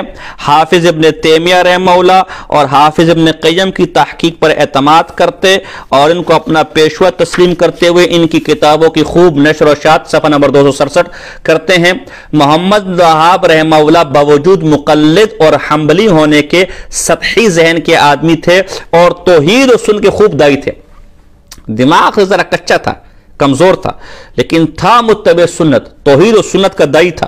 ان سے وقتی مصلحت کے پیش نظر کچھ عوامی غلطیاں سرزد ہو چکی تھیں جن کی وجہ سے وہ عوام میں خاصے بدنام ہو گئے، اور علامہ شامی اور مدنی جیسے بزرگ بھی ان سے متاثر ہوئے بغیر نہ رہ سکے۔ بس علامہ شامی کا جواب بھی رملہ ہو گیا اور مدنی کا جواب بھی ہو گیا کہ وہ بیچارے غلط فہمی کی بنیاد پر انہوں نے وہ رائے قائم کی، لیکن ان کے بارے میں صحیح نظریہ وہی ہے جو علامہ آلوسی، غالباً مراد سے محمود شکری آلوسی ہیں، جنہوں جو یہ صاحب المعانی کے پوتے ہیں اور جنہوں نے تاریخ نجد لکھی ہے، اس کے آخر میں ان کی تعریف کی ہے۔ اور گنگوئی جن کا حوالہ میں دے چکا ہوں، ان کے بارے میں صحیح رہے وہ جن لوگوں نے دیا کہ بھی بڑا کچھ لکھا کہ انگریزوں ان کے خلاف بڑا پروپاگنڈا کیا، یہ کیا وہ کہ، تو یہ تسکین الصدور جو ہماری اتفاقی کتاب ہے، ہمارے نظریات کی تائید کتاب ہے، اس میں اسی طرح ڈاکٹر علامہ خالد محمود صاحب رحمہ اللہ، یہ کون تھے علامہ خالد محمود صاحب؟ یہ اتنے بڑے بزرگ تھے جن کی تائید میں اتنی بڑی کتاب شائع ہوئی ہے۔ اس وقت کے قریباً تمام موجودہ اکابر ان کو اپنے بزرگوں میں سے مانتے ہیں۔ یہ نجم الفتاوی والے سے بڑے بزرگ ہیں، اور باقیات فتاوی رشیدیہ والے سے بڑے بزرگ ہیں، اور رفع الغاشیہ والے تو ان کے پاؤں کی جوتیاں سیدھی کر لے تو بھی اس کے لیے اعزاز ہے۔ انہوں نے مطالعہ بریلیہ جلد نمبر 8 میں کئی صفحات، وہ اس وقت میں اپنے ساتھ لایا نہیں، ساتھیوں کو کہوں گا کہ اس کی تصویر لگا دیں، محمد وہاب نجدی رحمہ اللہ کی تائید اور توثیق کی۔ اللہ اکبر کبیرہ۔ اگلا حوالہ، یہ آپ کے مسئلہ کا حل، اس میں لکھے کہ حال ہی میں کتابچہ انکار حیات النبی ایک پاکستانی فتنہ جو حضرت شیخ الحدیث کے غالباً نواسے مولانا محمد شاہد صاحب نے ترتیب دیا ہے اور اسے حضرت کی ایما پر یعنی حکم پر لکھنا بتائے، اسی میں محمد وہاب کو شیخ الاسلام والمسلمین لکھا۔ حضرت علامہ لدھیانی نہ تو اس بات کو غلط کہا نہ اس کی تردید کی، مقام بیان میں تردید نہ کرنا تائید ہوتا ہے، تو یہ ایک حوالہ اور ہو گیا۔ اچھا جی، حضرت نے جو ہمارے حضرات ہیں انہوں نے شیخ زائد کوثری رحمہ اللہ کا حوالہ بھی دیا، حالانکہ ہماری بات تو علماء دیوبند کے بارے میں، ایک کسی مسئلے کو 20 علماء لکھ لے لیکن میرا اکابر نے تائید نہیں کی، میرے لیے حجت نہیں ہے۔ میں اپنے نام کے ساتھ دیوبندی لکھنے کا مقصد کیا ہے؟ مقصد یہی ہے کہ اختلافی معاملات میں جمہور علماء دیوبند نے جو رائے قائم کی ہے ہم اس کے پیچھے چلیں گے۔ تو شیخ زید کوثری رحمہ اللہ بہت بڑے عالم تھے، میں بالکل اس کا انکار نہیں کرتا الحمدللہ، ان کی تمام کتابیں مقالات بھی میرے پاس موجود ہیں، سب موجود ہیں، ان کی تمام کتابیں میرے پاس الحمدللہ موجود ہے، ایچ ایم سعید والی مقالات سامنے میری پڑی ہوئی ہے۔ لیکن چونکہ آپ نے لوگوں نے اس کا حوالہ پیش کیا تو ہم اس کے جواب میں ان کے شاگرد عبدالفتاح ابو غدہ کا حوالہ پیش کر دیتے ہیں، کوئی بس مسئلہ نہیں، استاد کا جواب شاگرد خود دے دے گا۔ کلمات فی کشف اباطیل و افتراءات ان کی کتاب ہے، اور جناب جی اس کا جو صفحہ نمبر ہے وہ میرے پاس 24 ہے، اس پر شیخ عبدالفتاح پر الزام لگا کہ آپ محمد وہاب نجدی کو کافر کہتے، انہوں نے پرزور طریقے سے اس کا رد کیا کہ بھائی وہ تو توحید و سنت کا دائی تھا، وہ تو اللہ کی طرف بلانے والا تھا، میں اس کے علم کا، اس کی خدمات کا، اس کی فضل کا، تمام چیزوں کا اعتراف کرتا ہوں، میں تو اس کو اپنا بزرگ مانتا ہوں۔ تو حضرت جی امید کرتا ہوں کہ اس پر بھی کوئی نجدی کا فتویٰ لگائے گا، یہ فتویٰ شاید ہمارے لیے تھوک کے حساب سے رکھے ہوئے ہیں۔ اگلا حوالہ جی، یہ حضرت علامہ ابو الحسن علی ندوی رحمہ اللہ، کتنے بڑے بزرگ ہیں، کوئی اس کا اچھا یہ شیخ عبدالفتاح ابو غدہ کتنے بڑے بزرگ علماء دیوبند کی نظر میں تھے، تو پہلے اس کا انکار کرے پھر انشاءاللہ ہم دارالعلوم دیوبند اور بینوٹون کے حوالے پیش کریں کتنے بڑے بزرگ تھے۔ تو یہ پرانے چراغ ہیں، حضرت مولانا ابو الحسن علی ندوی رحمہ اللہ کی کتاب، اس کا حصہ اول ہے، کوئی ان کا انکار کرے پھر انشاءاللہ حوالے دیکھنا، جیسے فتاوی رشیدیہ پر طبیعت صاف کی نا، ان ہر حوالے پر علماء طبیعت صاف کرنے کا میرے پاس، لیکن وقت میں بچانا چاہتا ہوں۔ صفحہ نمبر 302 ہے، اس میں لکھتے اسی زمانے میں انہوں نے شیخ الاسلام شیخ محمد بن عبد الوہاب پر کام شروع کیا۔ شیخ ہمارے دینی حلقوں میں جس قدر بدنام ہے وہ کسی سے مخفی نہیں۔ انگریزوں اور ترکوں نے، علماء حجاز نے اپنی مسلط سے ان کے متعلق جو کچھ مشہور کر دیا ہمارے علماء نے بلا تحقیق و تفتیش تسلیم کر لیا، اور کسی نے براہ راست ان کی تصانیف، اللہ ہمارے اکابر تو مشورہ دے رہے ہیں ظالموں براہ راست تصانیف کا مطالعہ کرو۔ میں کر کے بیٹھا ہوں، میں کہتے ہیں ایسی باتیں نہیں کرتا، اور ان کے حالات کے صحیح ماخذ کے مطالعہ کی زحمت گوارا نہیں کی۔ ضرورت تھی کہ کوئی مرد فلاں فلاں، دیکھو شیخ الاسلام والمسلمین کے عبد الوہاب نجدی رحمہ اللہ کو، تو یہ تو آپ کے نزدیک مسلمان بھی نہیں ہوں گے معاذ اللہ۔ اسی طرح کفایت المفتی جلد نمبر 9 صفحہ نمبر 309 جو پرانا ایڈیشن ہے میرے پاس، اس میں سلطان ابن سعود رحمہ اللہ کی جو تعریفیں بیان کی، اس طرح حضرت مولانا یوسف کاندیلوی رحمہ اللہ کی سوانح، اس کے اندر بھی نجدی علماء کی جو تعریفیں بیان کی، کیا تعریف ہے۔ اگلا آخری حوالہ، زبردست حوالہ، حسن جان شہید رحمہ اللہ، جو پہلے آڈیو ساتھیوں نے لگا دی ہوگی، وہ بہترین حوالہ ہے۔ تو یہ تمام حوالے پھر خاص کر مولانا منظور نعمانی صاحب نے کی کتاب کی، جس کے بعد کسی قابل ذکر دیوبندی نے عبد الوہاب نجدی کے خلاف نہیں لکھا، اکا دکا کو چھوڑ دیں، کسی قابل ذکر جمہور نے اسی، اور آج بھی دارالعلوم دیوبند کا فتویٰ یہی ہے، نہیں لکھا۔ تو یہ علماء دیوبند کی جمہور کا نظریہ اور فتویٰ یہی ہے کہ وہ اچھا آدمی ہے، یہی اس کی کتابوں سے ثابت ہے، اور جن لوگوں نے کوئی فتویٰ دیا وہ غلط فہمی کی بنیاد پر دیا۔ اب میں، یہ تو میرے چند حوالے تھے کہ عبد الوہاب نجدی رحمہ اللہ کو اگر میں نے اچھا کہا تو میرے بزرگوں نے بھی اچھا کہا ہے، اور نمبر 2 میرے بزرگوں نے خود کہا کہ ان کی کتابوں کا مطالعہ کرو، اس کی کتابوں سے جو سامنے آئے اس پر عمل کرو۔ تو ہم نے ان کی کتابوں کا مطالعہ کیا اور اسے اہل سنت والجماعت پایا، ماں سوائے چند مسائل کے، وہ ابن تیمیہ رحمہ اللہ سے بھی ہمارے اختلاف ہے، ابن قیم رحمہ اللہ سے بھی ہمارے اختلاف ہے۔ اب فریق مخالف نے یا حضرات جو حوالے پیش کرتے ہیں، ہم صرف اس پر کچھ مختصر بات کرنا چاہیں گے۔ پہلے تو تفسیر ساوی پیش کی، اور تفسیر ساوی نے کہیں بھی محمد وہاب نجدی رحمہ اللہ کو برا بلا نہیں کہا، وہابیوں کو کہا، وہابی جائے بھاڑ میں، ایران میں، تران میں، ہمارے ان سے کوئی لینا دینا، ہم پہلے واضح کر چکے ہیں۔ ساوی کی توثیق کے جو دارالعلوم دیوبند کا فتویٰ نقل کیا، افسوس وہ بھی پورا نقل نہیں کیا۔ اس میں یہ لکھے کہ ساوی والا اہل سنت والجماعت ہے، ٹھیک ہے، لیکن اس سے یہ کہاں ثابت ہے کہ اس کی ہر بات ہمارے لیے حجت ہوگی؟ اسی فتاوے کے اندر لکھا ہوا ہے کہ البتہ، یعنی اس تفسیر ساوی میں، البتہ اس میں اسرائیلی روایات کی کثرت ہے، اس لیے اس میں ذکر کردہ قصص و واقعات وغیرہ کو دیگر معتبر کتابوں سے مقارنہ اور اس کی اسناد کی تحقیق کے بعد ہی لینا چاہیے۔ تو اس میں جو واقعات وغیرہ کس سے ذکر ہے اس کو دیگر کتابوں سے میچ کرو اور اس کی سند دیکھو۔ تو یہ جو انہوں نے کس سے ذکر کیا، وہاں بھی یوں کر دے بے سندی قول ہے اور دیگر کتابوں سے ٹکرا رہی ہے، ہمارے لیے حجت نہیں ہے، لیکن ہم پھر بھی انشاءاللہ بات بحوالہ کرتے ہیں۔ ہم دیوبند کی 3-4 قسمیں بنا کر جان نہیں چھڑاتے، ہم بات بحوالہ کرتے ہیں۔ امام اہل سنت مولانا سرفراز خان صفدر صاحب رحمہ اللہ کی ازالۃ الریب ہے میرے پاس، علماء دیوبند کی تائید اور تصدیقات اس کتاب پر، علماء دیوبند کے اتفاقی ترجمان ہے، اگر تائید اور تصدیق نہ بھی ہوتی تب بھی ہمارے لیے حجت تھے۔ اس کا صفحہ نمبر 141 ہے۔ اب رہی ساوی شریف کی یہ بات کہ فلاں فلاں، تو ساوی کے بارے میں کہتے ہیں کہ قرآن کی نص قطعی اور احادیث متواترہ اور اجماع امت کے مقابلے میں ساوی شریف اور پیلی شریف اور نیلی شریف اور گلابی شریف کی قطعاً کوئی حقیقت نہیں ہے۔ ہم ایسی غیر مستند اور غیر معتبر بلکہ مردود تفسیروں کو ہرگز ماننے کے لیے تیار نہیں ہے۔ تو یہ نیلی، پیلی، گلابی، ہری، نیلی جو بھی ساوی ہے وہ آپ اپنے پاس رکھیں، جیسے آپ غیر معتبر ہے آپ کی تفسیر و حوالے بھی ایسی غیر معتبر ہے۔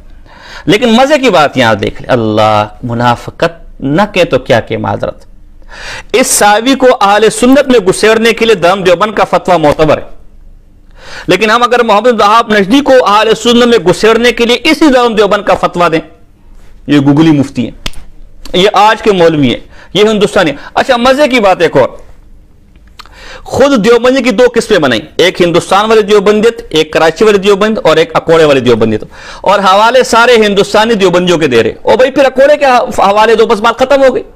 تو بہرحال خیر یہ ایسی بیچ میں بات آ گئی، تو ایک ساوی شریف کا تو جواب ہو گیا۔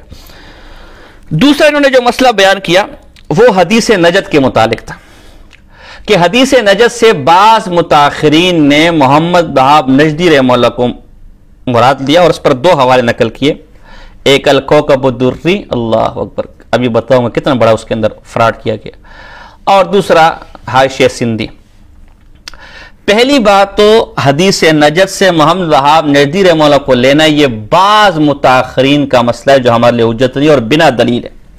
خود تسلیم کیا جا چکا ہے فریق مخالف کی طرف سے کہ متقدمین نے فتح الباری ہو گیا، عمدۃ القاری ہو گیا، مرقات ہو گیا، جتنے شارحین ہیں ان سب نے، اور خود طبرانی کی روایت ہے کہ نجد سے مراد یہاں عراق کا علاقہ ہے، اور اس سے مراد خوارج ہیں، اور جو جناب جی جنگ صفین جو ہوئے، جنگ جمل جو ہوئی، پھر عثمان غنی کا جو شہادت ہوئی، وہ مراد ہے۔ تو جب یہ موجود ہے ہمیں متاخرین کی بات کی ضرورت نہیں ہے، جب متقدمین موجود ہے۔ حدیث نجد تو ایک مسئلہ یہ ہو گیا، پھر ہم خود آپ کے سامنے پیش کرتے ہیں کہ حدیث نجد سے مراد کون ہے۔ کفایت المفتی ہے، اور جناب جی اس کی جن نمبر 4 ہے، جن نمبر 4 میں انہوں نے لکھا ہے نجد، اسی طرح یہ سلطان ابن سعود پر یہی حدیث نجد کسی بدعتی نے فٹ کی، جیسے آج محمد وہاب نجدی پر فٹ کرنے کی کوشش کی جا رہی ہے، کہ نجد یہ اس کا کوئی حصہ اگر موضع زلازل و فتن ہو اور حضور اکرم صلی اللہ علیہ وسلم نے اس میں سے قرن الشیطان کے نکلنے کی خبر بھی دی تھی، تاہم اس سے یہ استدلال کسی طرح صحیح نہیں ہو سکتا کہ تمام نجدی اس کے مصداق ہیں۔ تو کیا نجد میں آج تک کوئی صالح دیندار نہیں ہوا؟ سب اسی حدیث کے موافق قرن الشیطان میں داخل ہیں؟ سوالیہ نشان۔ معذرہ جبکہ ایسا نہیں تو لا محالہ اہل نجد کے اعمال و اقوال ہی اس امر کے لیے معیار ہوں گے کہ وہ اس حدیث کے اندر داخل ہے یا نہیں۔ لہذا ہمیں یہ دیکھنا نہیں چاہیے کہ ابن سعود نجدی ہیں یا یمنی، حجازی ہیں یا شامی، بلکہ ان کے اعمال و عقائد و اقوال کو دیکھنا چاہیے اور اس کے موافق ان کے بارے میں رائے قائم کرنی چاہیے۔ اب ان کے بارے میں رائے کیا ہو؟ خود فرماتے ہیں ہمیں جہاں تک معلوم ہوا ابن سعود کے عقائد و اعمال میں کوئی ایسی بات نہیں ہے جو ان کو قابل مذمت قرار دے، صرف نجدی ہونے سے ان پر ملامت کی بوچھاڑ کرنا اہل دین کا کام نہیں ہے۔ آپ تو کہتے جو تعریف کرے وہ نجدی ہے، یہ کہتے جو مذمت کرے وہ دیندار نہیں ہے، اس کا دین سے کوئی لینا دینا نہیں ہے۔ تو نجد والی حدیث سے بالفرض یہ سعودیہ والا نجدی مراد ہو، تب بھی سے محمد وہاب نجدی یا نجدیوں کو مراد لینا درست نہیں ہے، یہ آپ کے بزرگ لکھ رہے۔ اگلا والا یہ خیل فتاوہ کا کہ اس حدیث نجد سے مراد کون ہے۔ یہ خیل فتاوہ وہ خیل فتاوہ ہے کہ جس کا حوالہ آپ ابن عبد الوہاب نجدی کو گمراہ کرنے کے لیے دے رہے ہیں، یہ آپ ہی کی مستند اور معتبر کتاب اس باب میں، اس کا صفحہ نمبر 268 ہے۔ جو مسئلہ اچھا لگے تو یہ دیوبندی ہو جاتی ہے، اور جو مسئلہ برا لگے یہ ہندوستانی دیوبندی ہمارے لیے معتبر نہیں ہے، ہم تو اپنے علاقے کے مولویوں کو مانتے ہیں میرے بھائی۔ حدیث نجد سے کون مراد ہے؟ ایسا صریح حوالہ ہے انشاءاللہ طبیعت ہری ہو جائے گی، صفحہ نمبر 267 ہے۔ حدیث نجد اور محمد بن وہاب مشکات شریف میں کہ آپ نے ملک شام اور یمن کے متعلق دعا خیر فرمائی، ایک صحابی نے عرض کیا کہ ہمارے نجد کے متعلق بھی دعا فرمائے، تو آپ نے فرمایا کہ وہاں سے فتنے اور زلزلے اٹھیں گے اور وہاں شیطان کا سینگ پیدا ہوگا، تو کیا نجد یمن میں واقع ہے؟ اس پیشن گوئی کا مصداق محمد بن عبد الوہاب ہے یا کیا جماعت اہل حدیث محمد بن عبد الوہاب کا گروہ ہے؟ الجواب مشکات شریف والی حدیث تو صحیح ہے، مگر اس سے محمد بن عبد الوہاب رحمہ اللہ مراد لینا صحیح نہیں، نیز نجد یمن میں بھی نہیں، اور غیر مقلدوں کو محمد بن الوہاب کا گروہ کہنا بھی بلا تحقیق ہے۔ تو حدیث نجد تو درست ہے، لیکن اس سے محمد بن الوہاب نجدی رحمہ اللہ مراد لینا درست نہیں ہے۔ حضرات نے الکوکب الدری کا حوالہ دیا، افسوس پہلی بات تو ہے کہ مولانا رشید گنگوئی صاحب رحمہ اللہ نے خود وہاں پہلی یہ حدیث کی تشریح بیان کی کہ اس سے مراد کوئی خاص نجد نہیں ہے، بلکہ مشرق اور عراق کے علاقے مراد ہیں، اور اس سے مراد قتل عثمان، شہادت عثمان رضی اللہ تعالیٰ عنہ ہے، جنگ جمل اور صفین ہے۔ پہلے جمہور کی جو رائے اس کو نقل کیا، پھر محمد بن وہاب نجدی کے بارے میں جو بات تھی اسے قال الباس کہہ کر نقل کیا، یعنی بعض لوگ کہتے ہیں۔ اب وہ بعض لوگ کون ہیں؟ واللہ عالم، اس کی وضاحت نہیں کی، اپنا موقف پہلے بیان کیا۔ پھر شیخ زکریا رحمہ اللہ کی تعلیقات ہے اس کے اوپر، اور اس تعلیقات میں شیخ زکریا رحمہ اللہ نے لکھا ہے کہ یہ اس حدیث سے ابن عبد الوہاب کو مراد لینا تب درست ہوگا جب نجد سے ہم کوئی خاص علاقہ مراد لیں، حالانکہ جمہور اس کے خلاف ہے، جمہور اس کے خلاف ہے۔ تو جمہور کے مقابلے میں بعض الناس کی حیثیت ہے، کچھ حیا اور کچھ شرم ہے کہ نہیں؟ اور پھر خود شیخ زکریا نے نیچے فتاوی رشیدیہ کا حوالہ نقل کیا کہ مولانا گنگوئی رحمہ اللہ نے خود فتاوی رشیدیہ کے اندر محمد وہاب نجدی رحمہ اللہ کی توثیق بیان کی. اللہ، تو ایک تو حدیث نجد کا مصداق محمد وہاب نہیں ہے، اور مولانا گنگوئی کی جو کوکب الدری ہے اس میں بھی مراد نہیں لیا، بلکہ بعض الناس کی طرف اس قول کو منسوب کیا، اور شیخ زکریا رحمہ اللہ تعلیقات میں اس کی وضاحت کر دی کہ یہ قول درست نہیں ہے، اور خود شیخ کا قول بھی اس کے خلاف ہے. اور شیخ زکریا کا قول کیا ہے وہ ہم آپ کے مسائل کا حل اور مولانا منظور نعمانی کی کتاب کے حوالے سے آپ کو دکھا چکے. تو یہ تو حدیث نجد کا مسئلہ ہو گیا. آگے حضرات نے جی فیض الباری کا حوالہ دیا کہ محمد وہاب نجدی رحمہ اللہ قلیل العلم تھے. تو یہ آپ کے مدعا پر نہیں ہے، آپ کا مدعا اس کو خارجی اور ضال مضل ثابت کرنا تھا. قلیل العلم ہونے سے کوئی خارجی اور ضال مضل ثابت نہیں ہوتا. ایک بات. نمبر دو، اسی فیض الباری کے بارے میں مولانا منظور نعمانی نے لکھا ہے کہ یہ اسقبیل امالی ہیں، اس میں کئی چیزیں غلط نقل ہو گئی ہیں، لہذا تقویت الایمان کا جو رد اسی فیض الباری کے اندر کیا ہے وہ بھی درست نہیں. اور محمد وہاب نجدی کے بارے میں جو کچھ لکھا گیا وہ بھی کاتب کی غلطی ہے، کس نے اپنی طرف سے ڈال دیا. شیخ کشمیر رحمہ اللہ کا یہ موقف نہیں ہے. مزید ہم چونکہ آپ کیا تو فتاوی حقانیہ جن نمبر 2 صفحہ نمبر 123 فتاوی حقانیہ ہے، جن نمبر 2 ہے، صفحہ نمبر 123 سے دیکھ لیں. اس کے اندر اس میں مفتی فرید صاحب رحمہ اللہ کا قول نقل کیا گیا ہے. عبارت ہے ان کی کہ میں نے حضرت شاہ صاحب کے تلمیذ تحریر حضرت شیخ الحدیث مولانا عبد الرحمن کامل پوری صاحب رحمہ اللہ سے سنا ہے کہ فیض الباری ہمارے شیخ رحمہ اللہ کی امالی ہے، اور باوجود صحیح بلیغ کے اس میں بہت سی بین غلطیاں ہیں. تو فیض الباری میں جہاں بہت سی بین غلطیاں ہیں وہاں ایک غلطی محمد وہاب نجدی کے بارے میں بھی ہے. اور خود احمد بجنوری رحمہ اللہ نے تسلیم کیا ملفوظات محدث کشمیری میں کہ اس فیض الباری میں اللہ کی طرف صوت کی نسبت کی گئی ہے جو تمام متکلمین کے مذہب کے خلاف ہے. تو کہا یہ غلطی ہے کاتب کی. تو جب اتنی بڑی غلطی ہو سکتی ہے تو شیخ کے بارے میں نہیں ہو سکتی. اور اگر آپ نے ہر حال میں فیض الباری کو صحیفہ آسمانی بنانا ہے تو اسی فیض الباری، یہ حوالہ میرے شاگردوں نے بعض الناس کو دیا تھا، طبیعت ان کی ہری ہو گئی تھی، اور آپ میں دے رہا ہوں، یہ میں نے ان کو دیا تھا. فیض الباری جن نمبر 4 صفحہ نمبر 299 کے اندر ہے، وَاخْتَارَ شاہ ولی اللہ فی بعض رسائلہ قدم العالم. شاہ ولی اللہ محدث دہلوی رحمہ اللہ نے اپنے بعض رسائل میں عالم کے قدیم ہونے کو تسلیم کیا ہے. عالم کے قدیم ہونے پر اس حدیث سے تمسک استدلال پکڑا ہے، اور عالم کا قدیم ہونا یہ کفری عقیدہ ہے. تو فیض الباری کی روح سے تو شاہ ولی اللہ محدث دہلوی رحمہ اللہ معذرہ کافر ہو گیا. اب انصاف دیکھے کہ یہ حوالے جب ہم پیش کرتے ہیں ان کی آنکھیں باہر نکل آتی. یہ یہاں انور شاہ کشمیر رحمہ اللہ کو نہیں مانتے، لیکن محمد وہاب نے جو کو صرف قلیل العلم کہہ دیا، گمراہ بھی نہیں کہا، اس کو صحیفہ آسمانی بنا کر پیش کر رہے ہوتے. تو یہ حوالہ ہو گیا فیض الباری کا، وہ اس کی سب باتیں معتبر نہیں. یہ والی عبارت بھی کسی کاتب کا سب غلطی ہے، معتبر نہیں. اور اگر آپ نے ہر حال میں ماننا ہے تو شاہ اللہ محدث دہلوی کے متعلق بھی یہ مانے کہ معاذاللہ اس کے عقائد کفریات ہے. اگلا حوالہ علامہ شامی کا دیے. اللہ اکبر. یہ علامہ شامی کو ہمارے لوگ بڑے لیے پھرتے، بڑے لے کر پھرتے. تو میں ذرا علامہ شامی پر تفصیلی بات کرنا چاہتا ہوں. پہلی بات ہے کہ تذکرۃ الخلیل ہے. یہ تذکرۃ الخلیل ہے، صفحہ نمبر 294. صفحہ نمبر، اب میں بہت مختصر، میرا ذہن تو بہت تفصیلی تھا لیکن ساتھی کہنے کے درس کافی تفصیلی ہو گئے.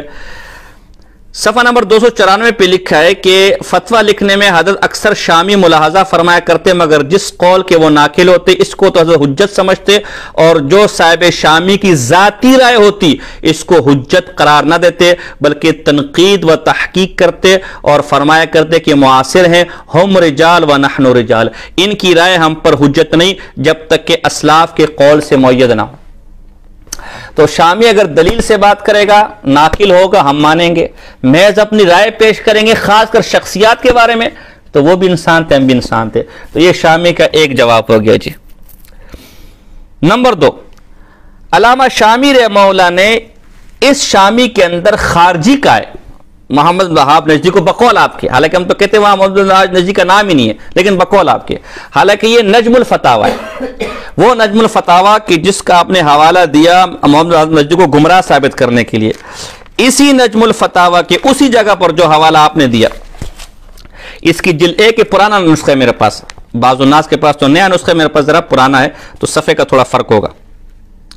تو صفحہ نمبر اس کا صفحہ نمبر ہے 84 میں لکھتے ہیں کہ جہاں تک اس بات کا تعلق ہے کہ ان کا شمار خوارج میں ہوتا ہے یا نہیں، تو اس بارے میں مشائخ کی کتابوں میں اس بات کی صراحت نہ مل سکی، لہذا ان کو خوارج میں شمار کرنا مناسب نہیں.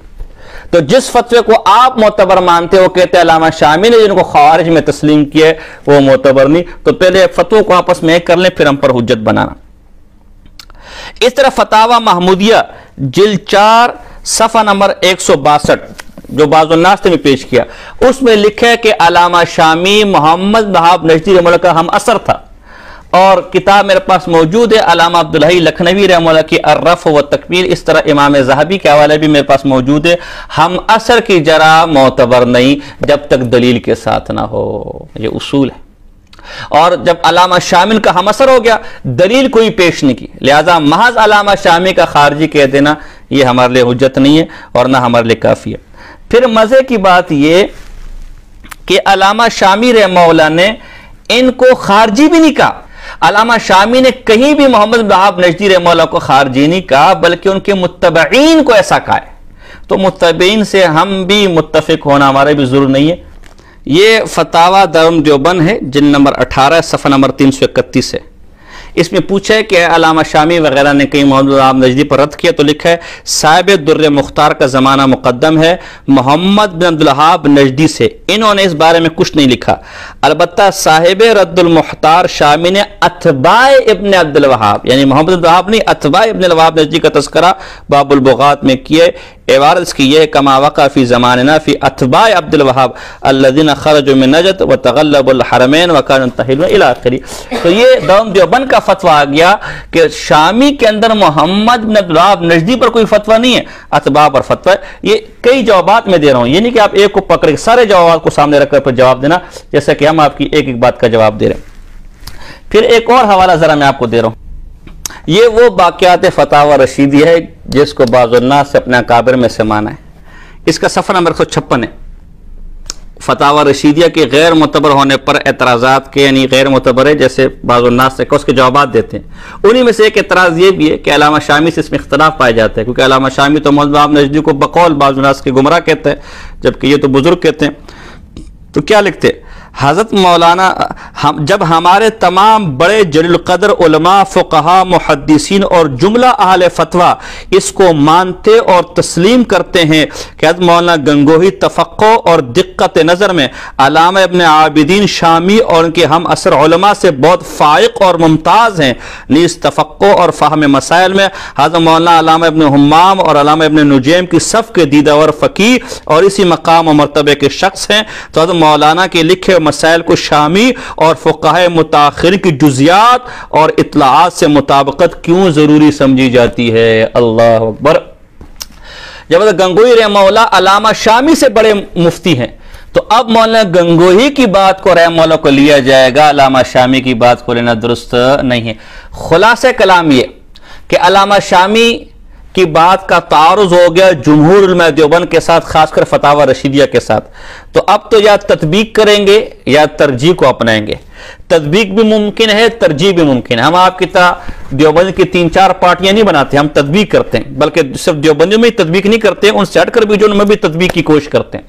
تطبیق یہ ہوگی کہ علامہ شامی نے محمد وہاب نجدی پر کوئی فتویٰ نہیں لگایا، کیونکہ نجم الفتاوی ان کو خارجی ماننے کو تیار نہیں، بقول آپ کے خارجی مانے. نمبر 2 وہاں اتباع کا ذکر ہے، محمد وہاب نجدی کا ذکر نہیں ہے کہ اتباع میں ایسی چیز آ گئی تھی. اور خود مولانا گنگوہی رحمہ اللہ نے کہا کہ محمد وہاب نجدی کے متبعین میں شدت آ گئی تھی. تو اس لیے دونوں میں تطبیق ہے، دونوں متبعین پر اعتراض کر رہے ہیں، محمد وہاب نجدی کو اچھا کہہ رہے ہیں. دوسرا طریقہ ترجیح کا ہے.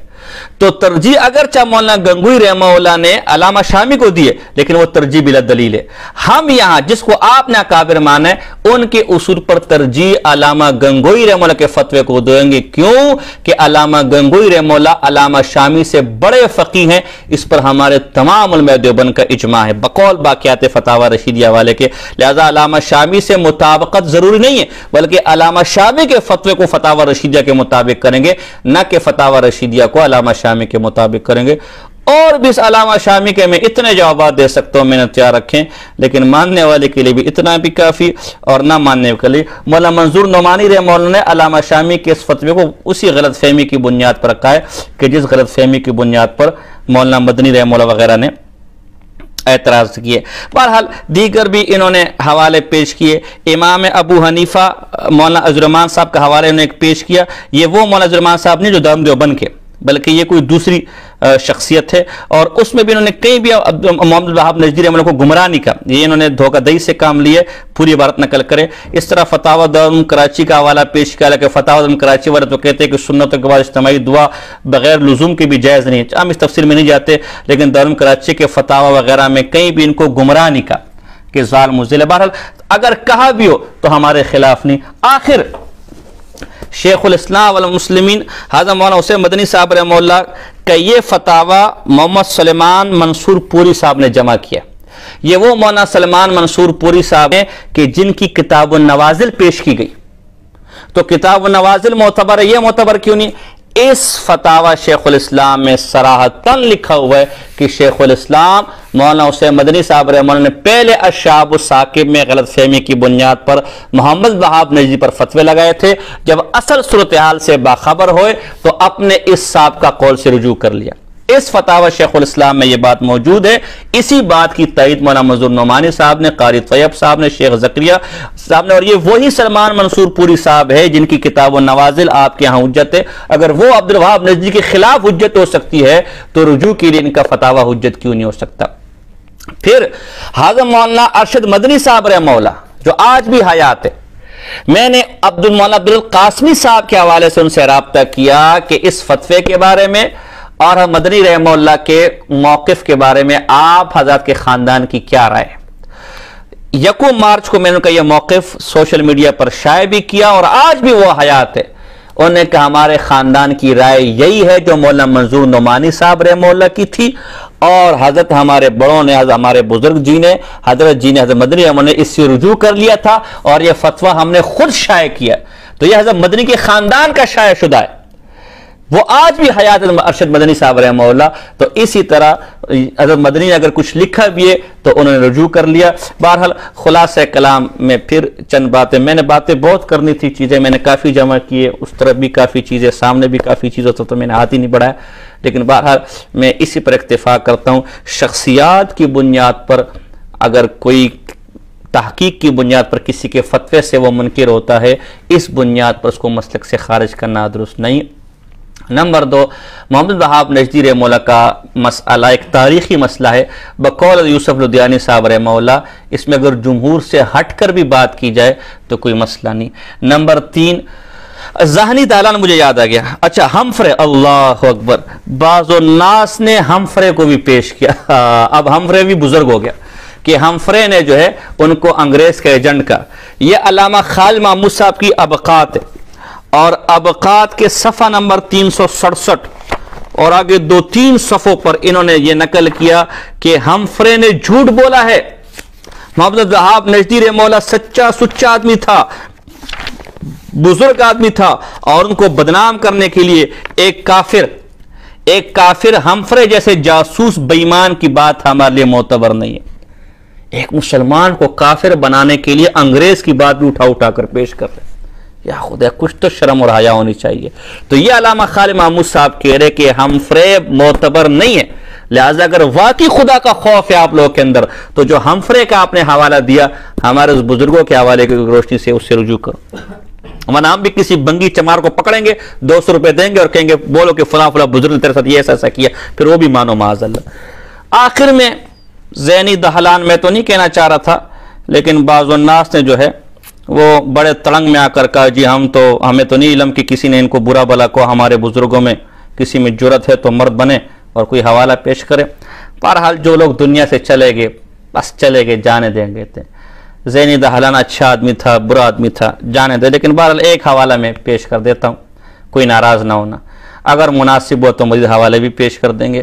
مطالعہ بریلیت ہے، جلد اول ہے، اس میں لکھا ہے حجاز میں مولانا احمد زینی دہلان، صفحہ نمبر 190، فرمایا ہندوستان میں جو خدمات مولانا فضل رسول بدایونی کے سپرد تھی، حجاز میں یہ خدمات مولانا احمد زینی دہلان بجا لا رہے تھے، آپ سعودیوں کے بہت خلاف تھے اور ابھی تک حجاز آل سعود کے زیر نگاہ۔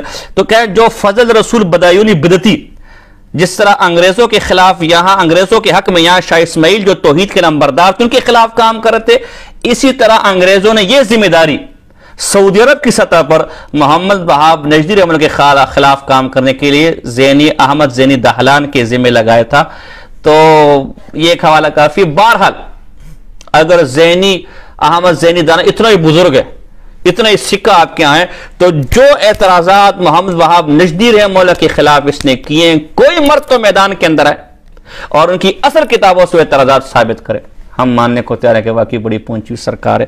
تو یہ چند مختصر میری گفتگو تھی، انشاءاللہ کسی کو اگر جواب کی ہمت ہوئی تو مزید بھی انشاءاللہ یار زندہ صحبت باقی۔ کوئی بات کسی کو بری لگی، انسان ہے، نوجوان آدمی ہے، بعض اوقات آدمی غصہ ہو جاتا ہے، ظاہر فریق مخالف نے بھی نجدی کی رٹ لگائی ہوئی ہے، نجدی سے دیکھو نا، بات سے بات یاد آ رہی ہے۔ یہ آج کل بڑے کہہ رہے ہیں جی وہابی دیوبندی وہابی نہیں، وہابی دیوبندی نہیں، واقعتاً ہم وہابی ہم نجدی نہیں ہیں، لیکن جن کے منہ پر بات پہ نجدی وہابی گردان ہے نا، ان کے لیے ذرا میں ایک حوالہ دینا چاہتا ہوں۔ یہ مولانا یوسف کاندیلوی رحمہ اللہ کی سوانح حیات ہے اور صفحہ نمبر 193 بہت کچھ میرے پاس پڑا ہوا ہے حضرت، لیکن ہم پردہ رکھنا چاہ رہے ہیں، آپ مت ہمیں مجبور کریں۔ یہ صفحہ نمبر 193 ہے، اس کا جواب میں نے دیا دفاع میں، لیکن یہ میں صرف ان لوگوں کو دینا چاہتا ہوں کہ جن کی زبان پر صبح شام نجدی کی گردان ہے، جی فلاں نجدی ہے فلاں نجدی ہے۔ شیخ زکریہ رحمہ اللہ نے لکھا ہے صفحہ نمبر 193 پر کہ اللہ سے دعا کرو اور اگر دیکھو کہ ان میں سے کوئی بات بھی نہیں ہوئی تو مولوی صاحب میں خود تم سے بڑا وہابی ہوں۔ شیخ زکریہ کہہ رہے کہ میں بہت بڑا وہابی ہوں، اور کفایت المفتی میں تو جگہ جگہ لکھے کہ ہمارے ہندوستان وغیرہ دیار پاکستان میں متبع سنت کو وہابی کہا جاتا ہے۔ اہل بدعت کا یہ شعار ہے کہ اہل توحید اہل سنت والجماعت علماء دیوبند کو وہابی کہہ کر بدنام کرتے ہیں۔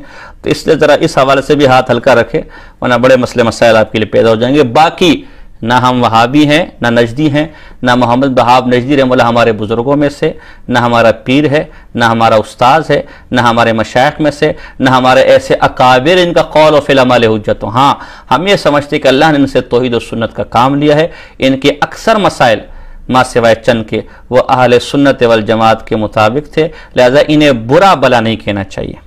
ان کی جو توحید کے متعلق تعلیمات ہے ان کو لے لینا چاہیے، اور جن مسائل میں جمہور سے یہ ہٹ گئے ان سے اختلاف رکھنا چاہیے۔ اگر اس بنیاد پر کوئی ہمیں وہابی نجدی کہتے ہیں تو یہ ہم اکیلے نہیں ہیں، یہ پھر بڑے بڑے بزرگوں کو بنانا پڑے گا۔ وما علینا الا البلاغ المبین۔